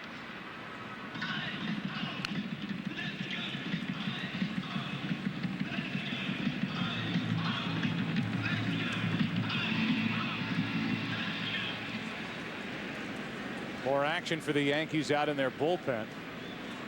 Looks like Farnsworth getting loose. It is Kyle Farnsworth, a hard-throwing right-hander who is cranking it up. We're in the bottom of the 7th inning. 1 on, nobody out. Matsui back to Romero, even with the runner going. They get the lead man safe at first as Youpless can't dig it out. 1 on, 1 out. Yeah, they get the lead man, but should have had a double play. That delay on Romero, throwing it to second base, being too deliberate, taking his time. That gives Minkiewicz a chance to get down on top of Lugo to break it up. Just a soft toss to second base, and you got to uncork that. And Minkiewicz having a chance to get down to take Lugo out of the play, causing the poor throw. So the Sox get 1, but should have had 2. Now Posada, who's driven into, scored 2 of the 3 runs for the Yankees. 2-run shot back in the 4th, scored after a leadoff walk and a ground rule double by Cabrera in the 6th.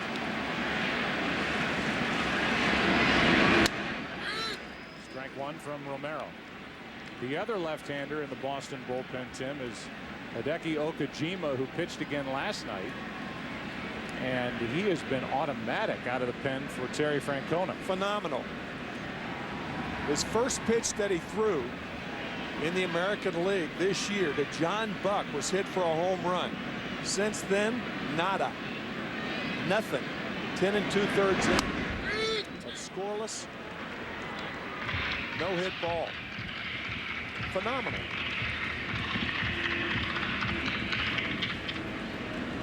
The Red Sox also have Pinheiro out there, who they were toying with when Papelbon was starting in spring training as maybe being the closer. Timlin, who was also on that list. Papelbon, who is the closer. They'll get Tavares back down there whenever Lester returns to the rotation. That's a good bullpen.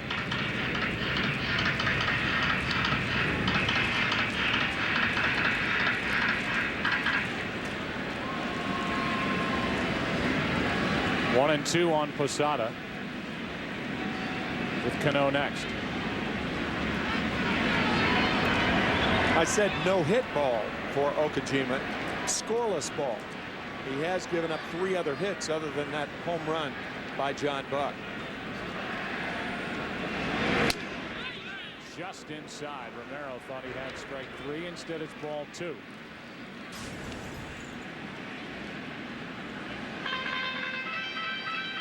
If you're going to miss just off a plate with 2 strikes, that more than any other area is the best place to miss. 2 strikes is the best time to jam a hitter.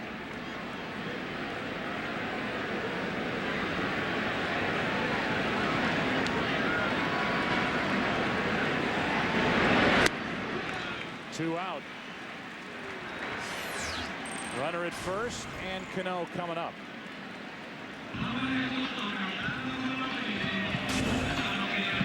This could be a very big day for the Yankees, as we touched on earlier, in that guy who basically started this game, Igawa, had been pushed to the bullpen, and some even speculated that their $46 million investment might have to go back to the minor leagues or go to the minor leagues. Yeah. Try and straighten himself out. Instead, he comes in today, goes 6+ innings, no runs, 2 hits against the Red Sox, with his team in the midst of a 7-game losing streak. Struck out 6, walked 4. If he can claim one of the spots as a middle of the rotation guy, that's a fair ball. Yankees getting Messina back. They have Wong, their ace, back, and Pettit starting to shape up a little differently for New York. 3-0, 8th inning, Yankee Stadium. And now this break brought to you by DirecTV. For the most in sports HD, you've got to get DirecTV. Welcome to the DirecTV Game Break, sponsored by DirecTV. For the most sports in HD, you got to get DirecTV. Jeannie Zalasko, along with Mark Grace, Kevin Kennedy. Play nice. All right, the story going into this one, starting pitching, and it still is. Wakefield gives up about 3 runs per game in the Bronx, and that's what he did today. He got out of the first inning with a good knuckleball, strike him out, throw him out. Another one right there. Well, we know he's got a good knuckleball. That's about all he has, Mark. But then Posada, it was up high. What did we say when it's up high? Let it fly. When it's down low, let it go. But the story of the day is Igawa. My goodness, comes in when the starter gets injured. Immediately, Big Papi into the double play. He gets out of that inning by striking out J.D. Drew, and he went on to throw 6 shutout innings. He stuck it to the Boston Red Sox line. Karstens got knocked out early, literally. All right, extra innings in Toronto. Hank Blaylock sac fly drove in the go-ahead run, top 10, and Justin Verlander roughed up first poor outing of the year. 5 runs, 3 earned, 8 hits in 3 innings. This has been the DirecTV Game Break. Vaughn into the windup in his first offering. Just a bit outside. That was a perfect strike, and you know it. Of course, if this chump were watching in DirecTV HD, he'd have made the right call. It's broadcast in 1080i, which means it's cool. Now, let's see how this bruise looks in HD. Vaughn into his motion and the pitch. Uh-oh. For the most sports in HD, you gotta get DirecTV. Men have become oblivious to the fact that gels are made with 40% water. Now with Degree Men Ultra Clear's advanced protection, there is no wet application. Degree, it won't let you down. On-site center, this is Matt. Hey, I got a quick question. My check engine light is on. Is this something that you guys take a look at? I can. And how long does it take? 30 seconds. We can run a diagnostic probe. We can check your airbag, your braking, and your engine and transmission systems for errors. What do I got to do? Nothing. That's insane. Hey, can you come over and clean my room? Unfortunately, that's not included with your package. All right, buddy. Take care. OnStar, available on over 50 models from GM. Another reminder, you can help celebrate Mother's Day by going to bat against breast cancer. Join Major League Baseball and the Susan G. Komen Foundation for the cure by purchasing your pink bat today at participating clubhouse and team stores and at MLB.com. It's like last year, there will be some big leaguers who actually use pink bats during the games on Mother's Day. And here's Kyle Farnsworth into the game. 4th pitch of the day. Karstens for 2 batters. Igawa. Bruni was terrific. And now Farnsworth against the 2, 3, and 4 men. Hammered foul by Euclid. Good start for Euclid, and a guy who is not on the All-Star ballot, because that man is David Ortiz. The game's in San Francisco, no DH, so Ortiz is the first base option from the Red Sox, not Euclid. All-Star game will be right here on Fox. Joe, you mentioned that statistic earlier about the 4 games that these two teams have played this year. The Yankees have been ahead in all 4 games, and the Red Sox have won all 4 games. April 20th, Yankees led 6-2 in the 8th. That was the first game Friday night when Rivera ended up being hooked for the loss, and then Yankees led 4-2, 3-0 on the 22nd. And then last night 4-2 in the 4th. That is a shot down the left field line. Youkilis is on to start the inning. Matsui makes the play and holds Youkilis to a single. Good play. But Boston has their leadoff man on. With the thumpers coming up, that's why Youkilis thought better of trying to go to second base. If it's a 1-run game, he probably tries it. But when you're trailing by 3, you take the wide turn and stop.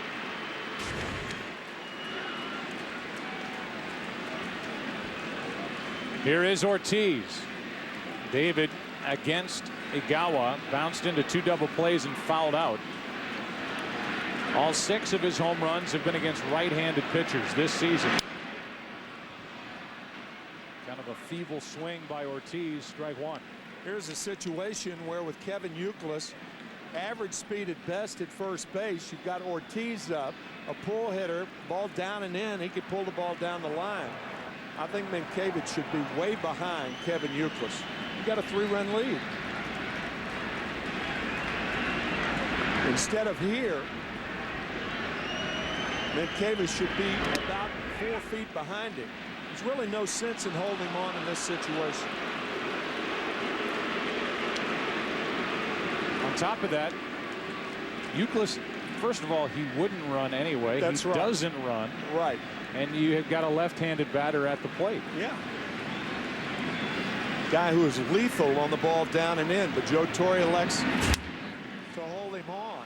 I don't think that's the right play here. 2 balls and a strike on Ortiz, slapping those hands together, trying to get something going for the Red Sox, who are looking for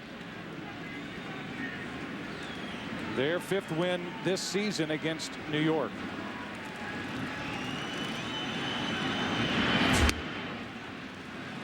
Ball 3 on deck, Ramirez.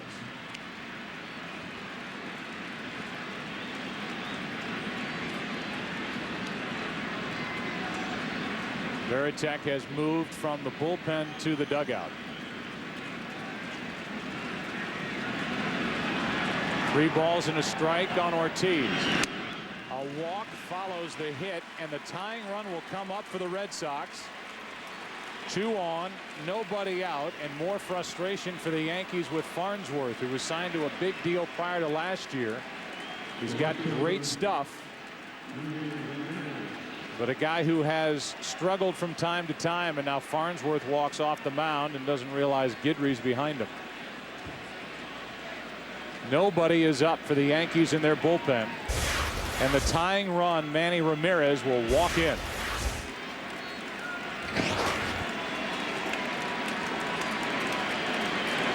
I'm surprised with the left-handed hitting Drew that Hanner Myers aren't up in the bullpen for New York. Yeah, I am too.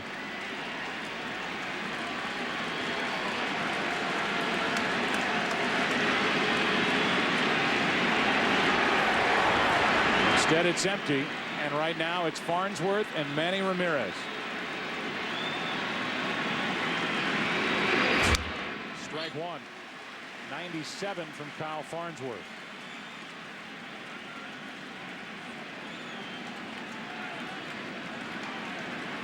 That's what Ramirez did last year, .556 against Yankee pitching.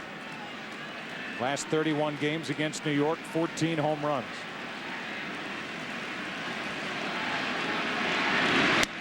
Good pitch from Farnsworth. A slider, and it's 0-2.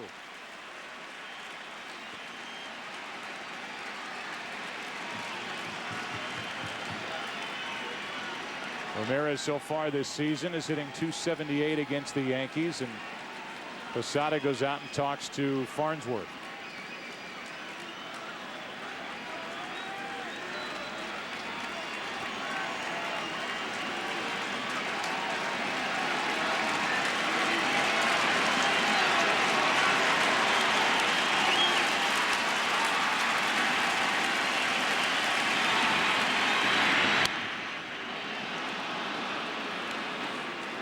1 ball, 2 strikes.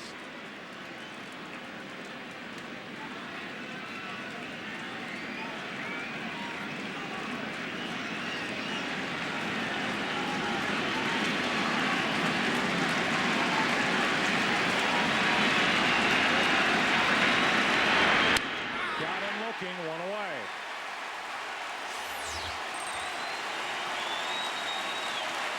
It is rare when you see Manny Ramirez frozen at the plate with 2 strikes. But the fastball in there for a strike. Another slider. He misses with the slider and comes right back with a slider. And you don't see that often. But Manny frozen by the good slider from Farnsworth. Even more than that, how rare is it that Ramirez goes up there and doesn't take a swing? Yeah. 2 on, 1 out. Drew takes a strike.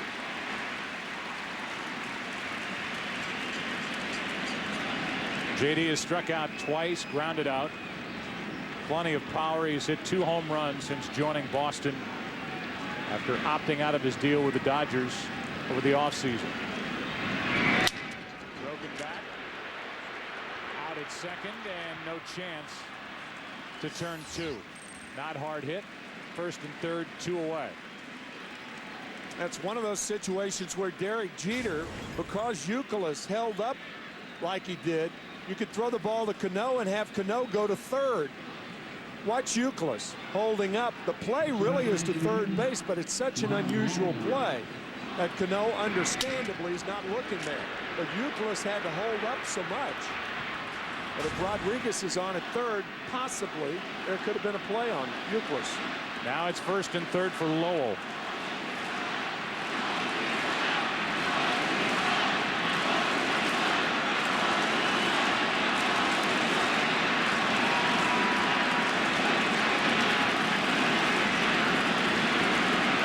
Lowell with 4 home runs, a double in this game, and a 14-game hitting streak alive.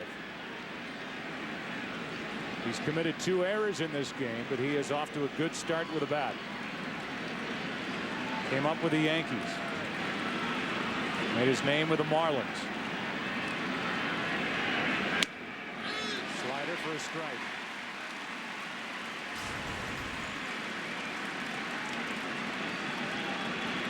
Well, that pitch right there is a dangerous pitch to a guy like Mike Lowell, who is a pull hitter. Those sliders go a long way, more than any other pitch.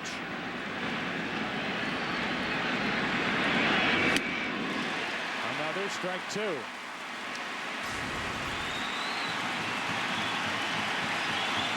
Good downward action on that one.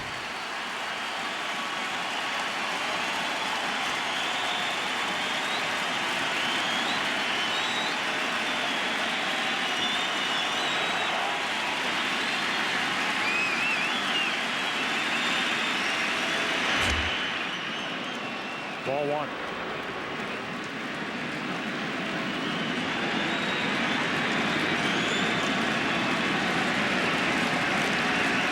Tying run at the plate for the Red Sox. Farnsworth trying to get into and then out of trouble here in the 8th.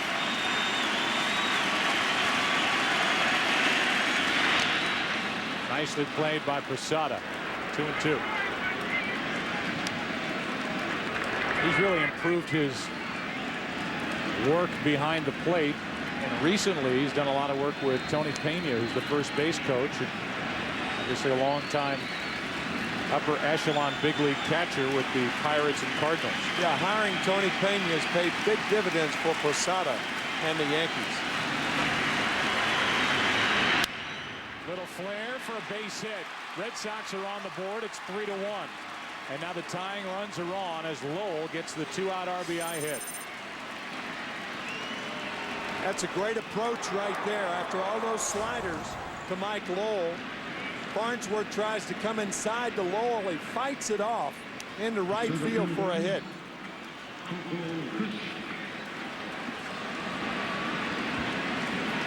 Good work by Lowell. Now it's a 2-run game. Youkilis scored. He led off this inning with a hit. And here's Coco Crisp.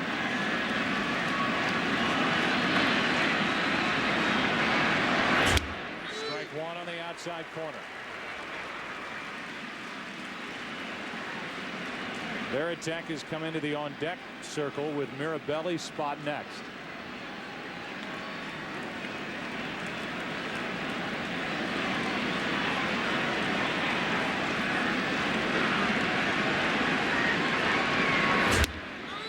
Strike two. Two good fastballs from Farnsworth on the outside corner.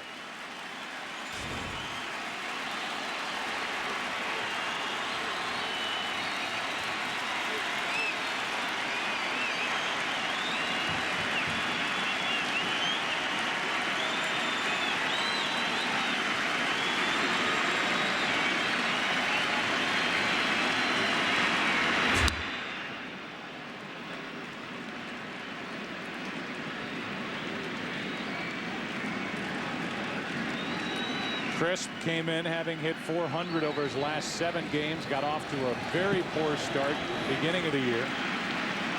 Started to heat up, then strained his left oblique. Back into the action. As a hit today, set up at 1-2.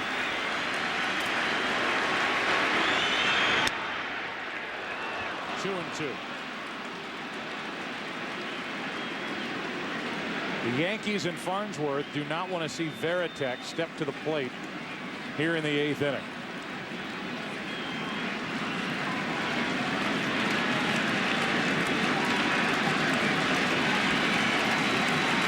Crisp trying to make that happen.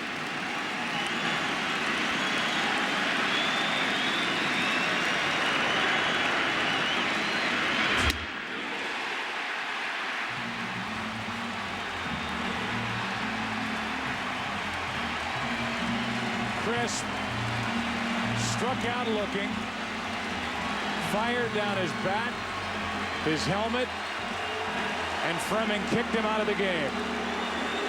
Yankees lead by 2 into the bottom of the 8th. For over 80 years, Napa Auto Parts has operated on a pretty simple idea. If we can make it better, we will. If we can make it more durable or easier to use, we will. We do this so we can go home every day knowing we did it as good as it can be done. And last year we sold over 758,400,000 parts and accessories to folks who feel exactly the same way.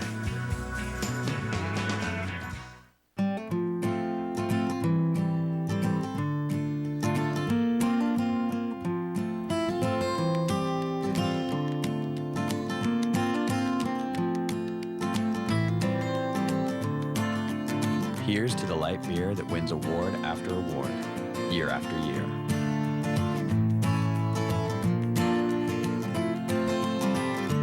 The original and still the greatest, Miller Lite. Good call. Conflict boils over like an angry sludge. We're in a decaying spiral of fevered ferocity. 3 V-dubs for under 17,000! Whoa!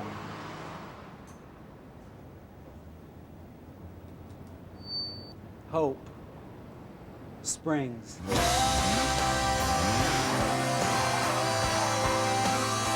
The VW Spring Fling Sales Event. 3 V-dubs for only $199 a month. Offer ends April 30th.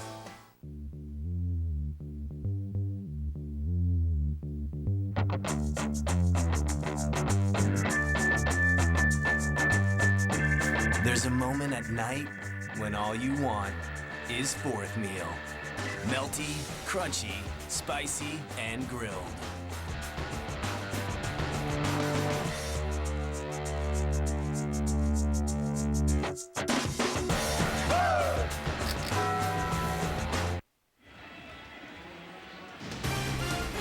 Fox Saturday Baseball, sponsored by DirecTV. For the most sports in HD, you've got to get DirecTV. By Miller Lite. For great taste, there's no debate. Miller Lite, always a good call. And by Flomax. Bottom of the 8th inning as Willie Mo Pena takes over in center. Kyle Snyder is on the mound for the Red Sox. Tall, hard-throwing right-hander.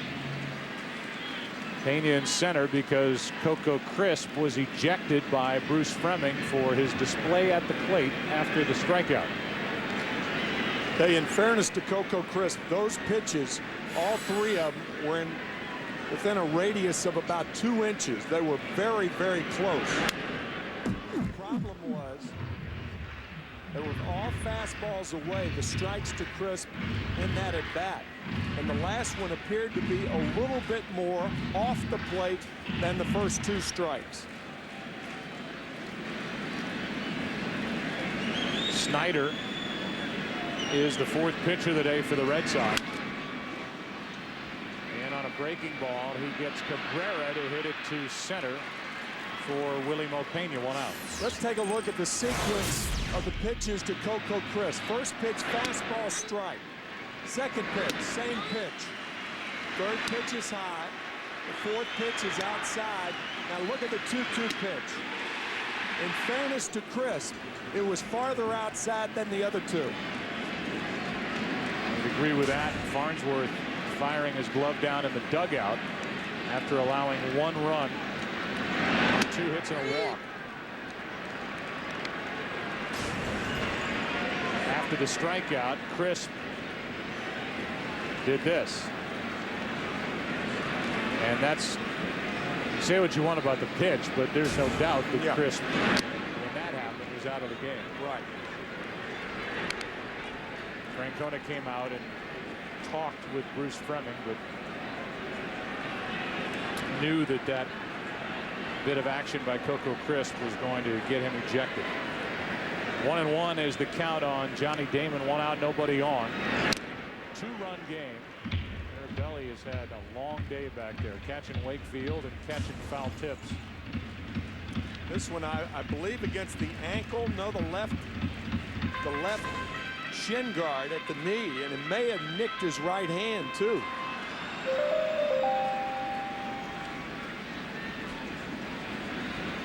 J.C. Romero with a scoreless 7th. 1 walk, 1 strikeout. The Yankees have it set up, whereas in years past, Tim, it would be automatic. You got Rivera getting loose in the bullpen, a 2-run lead, a game the Yankees want and need with a 7-game losing streak. But Rivera is 0 for 2. He's blown 2 saves. Doesn't have one this season and has struggled against the Red Sox.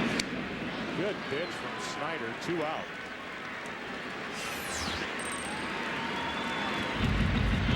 In the past 10 years, it used to be Joe Torre makes the move to Mariano Rivera, and everybody goes home. Now he makes the move to Mariano Rivera. People watch to see what happens, and then go home. Here's Jeter.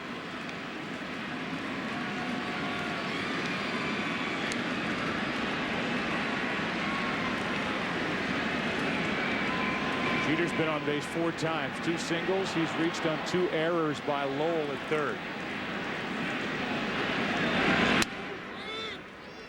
Snyder looks like he's got good stuff. Strike 1 over the outside corner.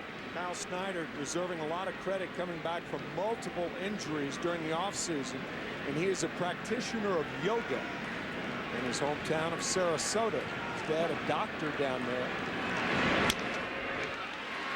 Towards his body to get out of the way of that. Another hit for Jeter, his 3rd of the day. He could easily have 4.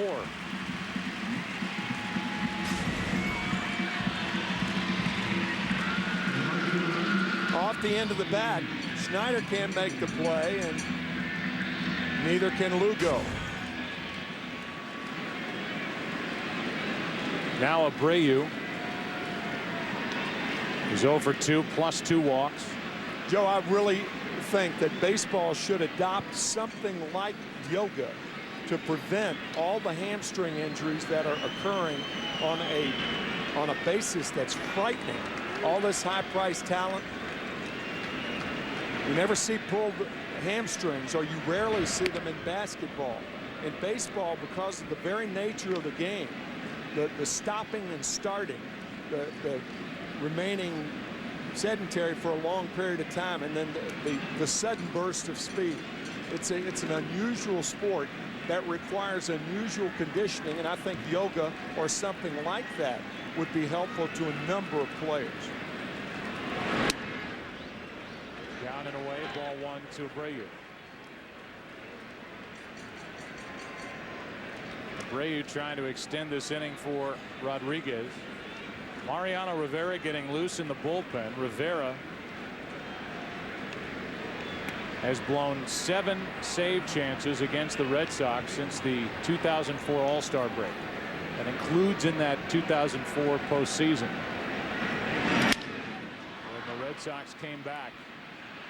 This is Ramirez, and this is now into the 9th inning. Rivera will take over, looking for his first save. Trying to save it for the Yankees, who have lost 7 straight. They're up 3-1. You know how it goes. There's your love life. Then there's your life. That's why for guys like me with ED, there's Cialis. Cialis is the only erectile dysfunction tablet clinically proven to both go to work fast, in as little as 30 minutes for some men, and work up to 36 hours. With Cialis, I can have the option of being ready fast, or have up to 36 hours to relax, knowing I can be ready when the moment is finally right. Tell your doctor about your medical conditions and all medications, and ask if you're healthy enough for sexual activity. Don't take Cialis if you take nitrates for chest pain, as this may cause an unsafe drop in blood pressure. Don't drink alcohol in excess with Cialis. Side effects may include headache, upset stomach, delayed backache, or muscle ache. To avoid long-term injury, seek immediate medical help if you experience priapism, an erection lasting more than 4 hours. If you have any sudden decrease in vision, stop taking Cialis and call your doctor right away. Why ask your doctor about Cialis? Because life can be full of interruptions. When the moment is right, you can be ready with Cialis. Come spring and summer, our yard is our family room. We sleep in there, but we definitely live out here. I really just like the feeling of the grass. We like a healthy lawn, and it's got to be durable, and our lawn really is both. A healthy lawn means that we can get out there, feel comfortable in the grass. We use Scott's Turf Builder Plus 2. It feeds the lawn, and it kills dandelions. We hate dandelions. We don't like to have them around. I got some good old-fashioned grass stains on my pants. That's a sign of a good day. We had a lot of fun. I want to do it again tomorrow. That's our Scott's lawn. Before you order your next beer, consider this. Budweiser still goes to the expense of Beechwood aging, an original old-world style of lagering. And Budweiser cares enough to own and maintain world-renowned hop farms. A perfect choice in every corner bar, in every corner of the world. Reach for the perfect balance of flavor and refreshment. Budweiser. Open up a world of taste. Hey, what's wrong? Joe's athlete's foot. It's brutal. Show him the new stuff. It's new Lamisil Gel Advanced. Cures athlete's foot with half the treatments. Half the treatments? Half the treatments, all the cure. Moments ago, Rivera with a standing ovation for his reception as he makes his way in from the bullpen. And now it's up to Rivera to try and nail down the final 3 outs. Does have a win, no saves, a big ERA over 12. Used infrequently. Last 4 appearances, 0-2 with an ERA over 30. Trying to get him some work last night. That didn't work out against Boston. Went a third of an inning. Joe Torre came and got him so that he was available today. And here he is in a 2-run game. Veritek first up. He'll pinch hit and bat for Doug Mirabelli. Then Cora will follow, then Lugo. And Veritek has proven to be a very difficult out for Rivera, even when Mariano was going well. Veritek, a big hit in that 8th inning in Boston against Rivera. One of his 2 blown saves. Ball 1. Mentioned the 7 blown saves for Rivera since the 2004 All-Star break. They're the career numbers against the Yankee right-hander for the Boston Red Sox captain.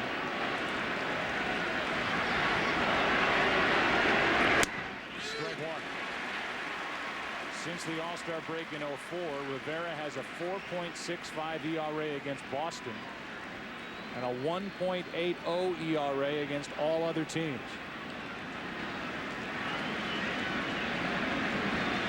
The 1-1. 2-1.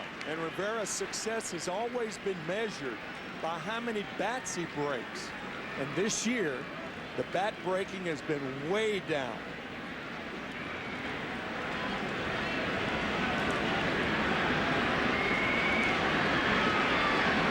Three to 1 Yankees, 9th inning. And a broken bat but for a base hit. The Red Sox put their leadoff man on and have the tying run coming to the plate.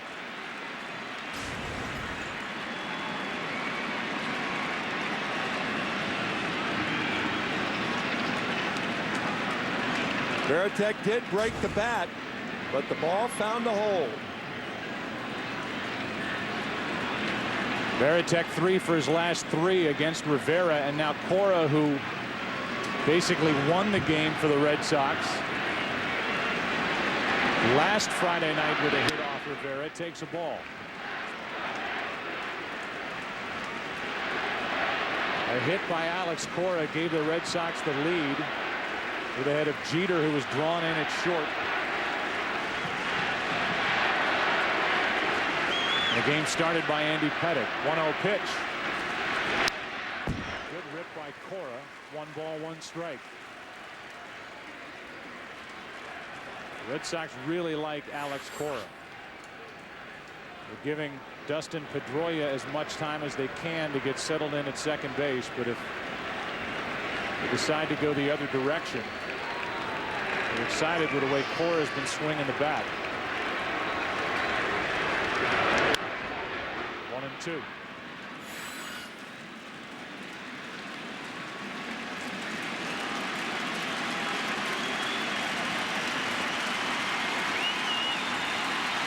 Confidence has never been an issue for Mariano Rivera, seemingly, since he came to the big leagues. Even when he was setting up for John Wetland. Wonder how confident he is right now with the way things have unfolded so far this season. Still 1-2 on Alex Cora. That is certainly a reasonable question, and it's often said that you can't see a man's confidence. Well, in some ways you can. You can see the way they carry themselves, how they walk, how they approach it, the eyes, the look in the eyes.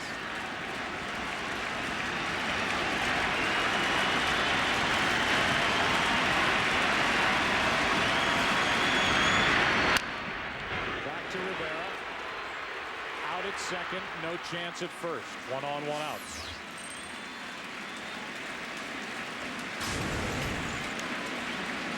Mariano Rivera taking his time on the comebacker. Not hit hard, but a perfect strike to Jeter at second. No chance to get the speedy Cora on the return throw. Now it's Lugo, and the interesting part of it is for the Red Sox, if either Lugo or Youkilis can get on, it would bring David Ortiz to the plate.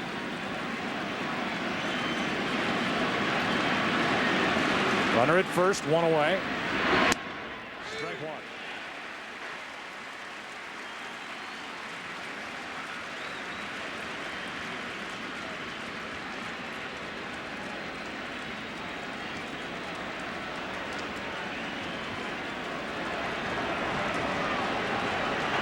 The 37-year-old closer,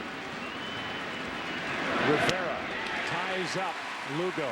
0-2.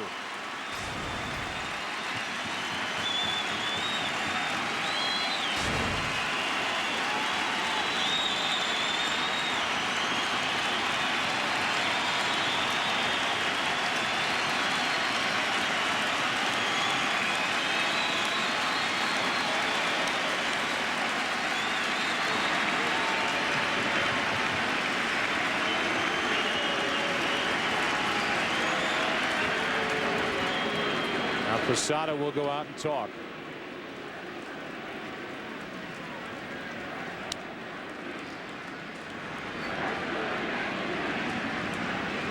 April 15th against Oakland. Up 2 runs. Scudero just down the line and off the foul pole. 3-run shot. Game over. A's won it. And then last Friday night, a hit by Crisp, a triple. And then Coco Crisp scored on the hit by Cora. That started the streak of 7 losses in a row for the Yankees.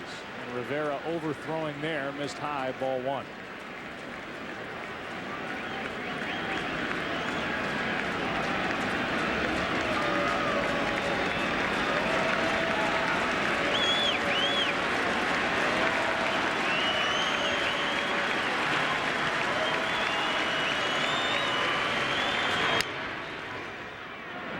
it's a foul ball.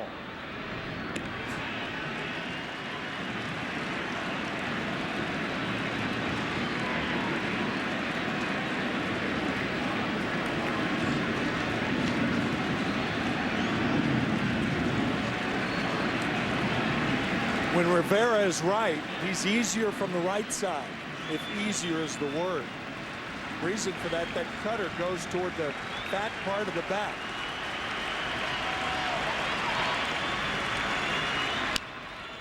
Slow chopper, tough play. Rodriguez with a bare hand for the out, 2 away.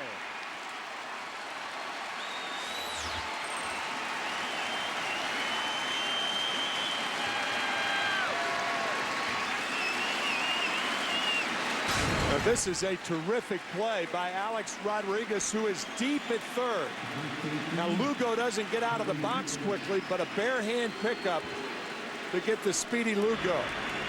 That ball inside, spinning his wheels a little bit, can't get out of the box quickly, but just barely nipped at first base. That got a wow from his manager, Joe Torre.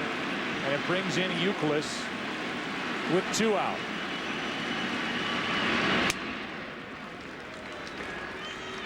Ball 1 high. On deck is David Ortiz. At the plate is the tying run, Euclid, who's hit 2 home runs.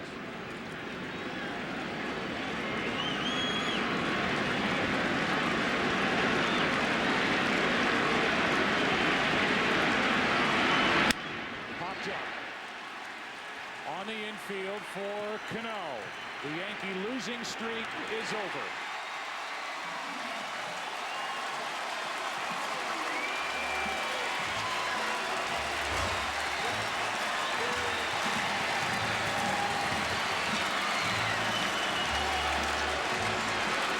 Final score today, 3-1. The Yankees win it, snap their 7-game losing streak in a 3-hour, 25-minute game. Igawa the winner with 6+ strong innings. The loser, Tim Wakefield. Rivera his first save on the 28th of April. The Chevrolet player of the game, Jorge Posada, with his 2-run shot, also scored another in recognition of his outstanding play. Chevrolet will make a $1,000 contribution to Major League Baseball's youth outreach program, reviving baseball in inner cities. Chevy and American Revolution. Promotional consideration paid for by the following.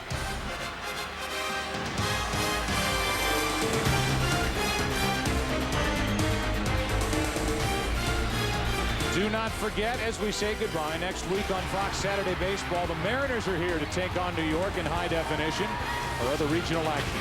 It all begins at 3:30 Eastern with our pregame show, and tomorrow it's NASCAR on Fox. We'll be at the Talladega Super Speedway beginning at 1:30 Eastern. Tonight on Fox, it's an all-new hour of Cops, followed by a new America's Most Wanted starting at 8. For more information on today's game and for the latest information in Major League Baseball, log on to foxsports.com, powered by MSN. For Tim McCarver and Ken Rosenthal, I'm Joe Buck. Our producer, Pete Macheska, director, Bill Webb. So long from New York. The Yankees' 7-game losing streak, their longest since 2000, is over. You've been watching Fox Sports, home of the 2007 All-Star Game.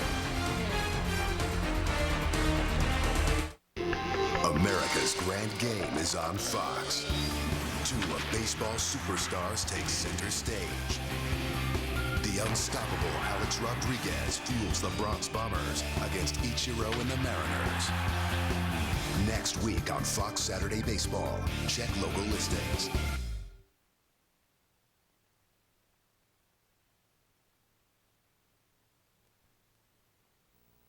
.com from ABC7 and Fox Bangor. Compete weekly all season long for great prizes. Join the fun right now. Register online at WVII.com for You Pick 'em Red Sox from ABC7 and Fox Bangor. Sponsored by S. Sistacell, First Choice Realty Brewer, Bangor Tire Company Bangor, Gulf Country Bangor, and Renee's Hair Designs Ellsworth. Come to Winterport Discount Mattress and Furniture's big sale. Everything is on sale now. Quality mattress sets, bedroom sets, dining room sets, it's all on sale. Living room sets from Best. Lancer, Hickory Hill, it's all on sale. Buy from stock or custom order and get the same low price. Get fast free delivery or haul it yourself and get a bigger discount. Buy one piece or a whole house. You'll save 7 days a week with your friends in the furniture business. Dave and Shelley at Winterport Discount Mattress and Furniture, 2 miles south of Winterport Village. There's a lot more happening than just sheds at Shed Happens on Wilson Street in Brewer. You'll get your own personal masseuse at your fingertips when you purchase a Sundance spa at Shed Happens. Looking for creative outdoor fun for your little people?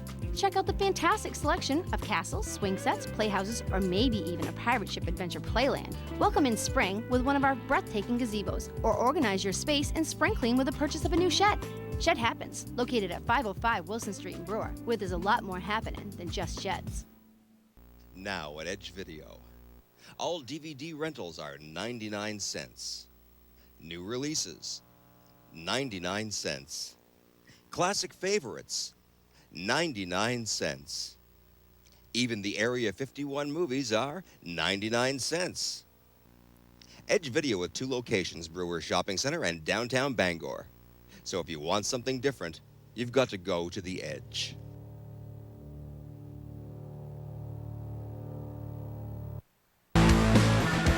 You're watching WFVX Fox Bangor.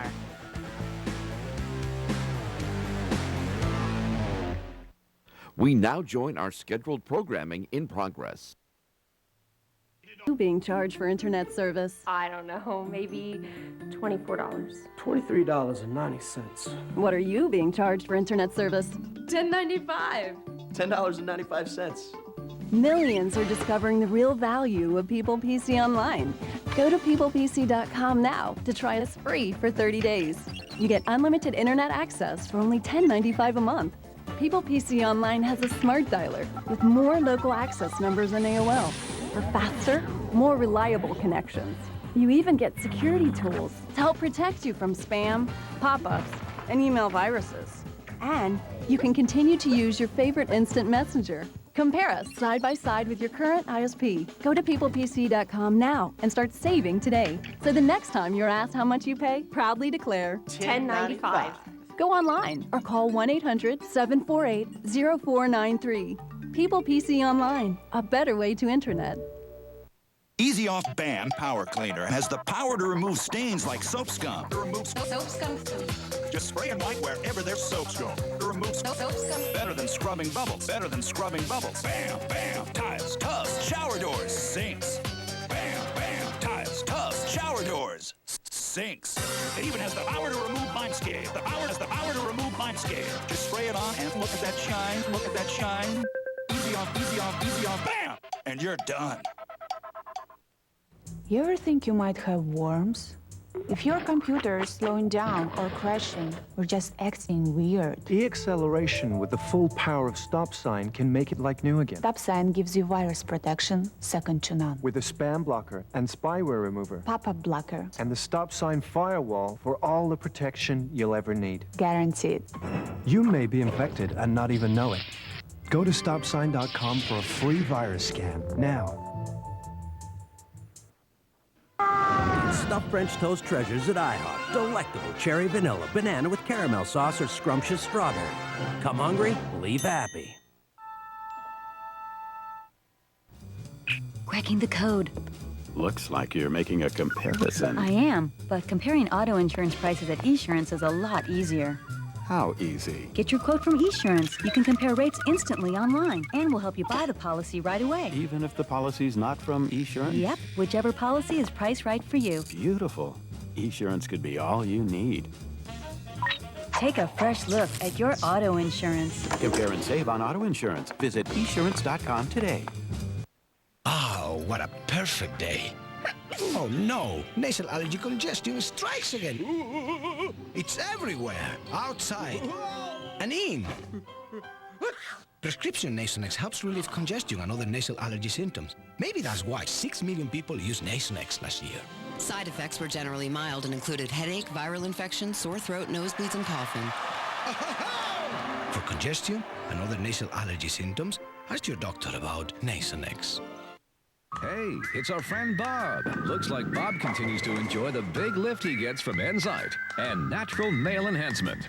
With over 10 million packs sold, Enzyte is firmly the #1 selling brand, bringing true natural male enhancement to men all over the world. Now you can join Bob and the millions of men who fully enjoy the benefits of Enzyte. Just call or visit Enzyte.com for a sample pack of the strongest, most powerful Enzyte formula yet. Enjoy the full, robust confidence that only Enzyte can provide. If you've ever been curious about natural male enhancement, there's never been a better time to try a sample pack of Enzyte. Visit Enzyte.com or call toll-free for a sample pack. Call right now and you'll also get 2 free packs of Enzyte Topical Rush. With an offer this big, it's enough to throw a parade. Sample packs are in stock now and shipped to you within 48 hours. Offer only good while supplies last. Limit 1 per household. Enzyte, the once daily tablet for natural male enhancement.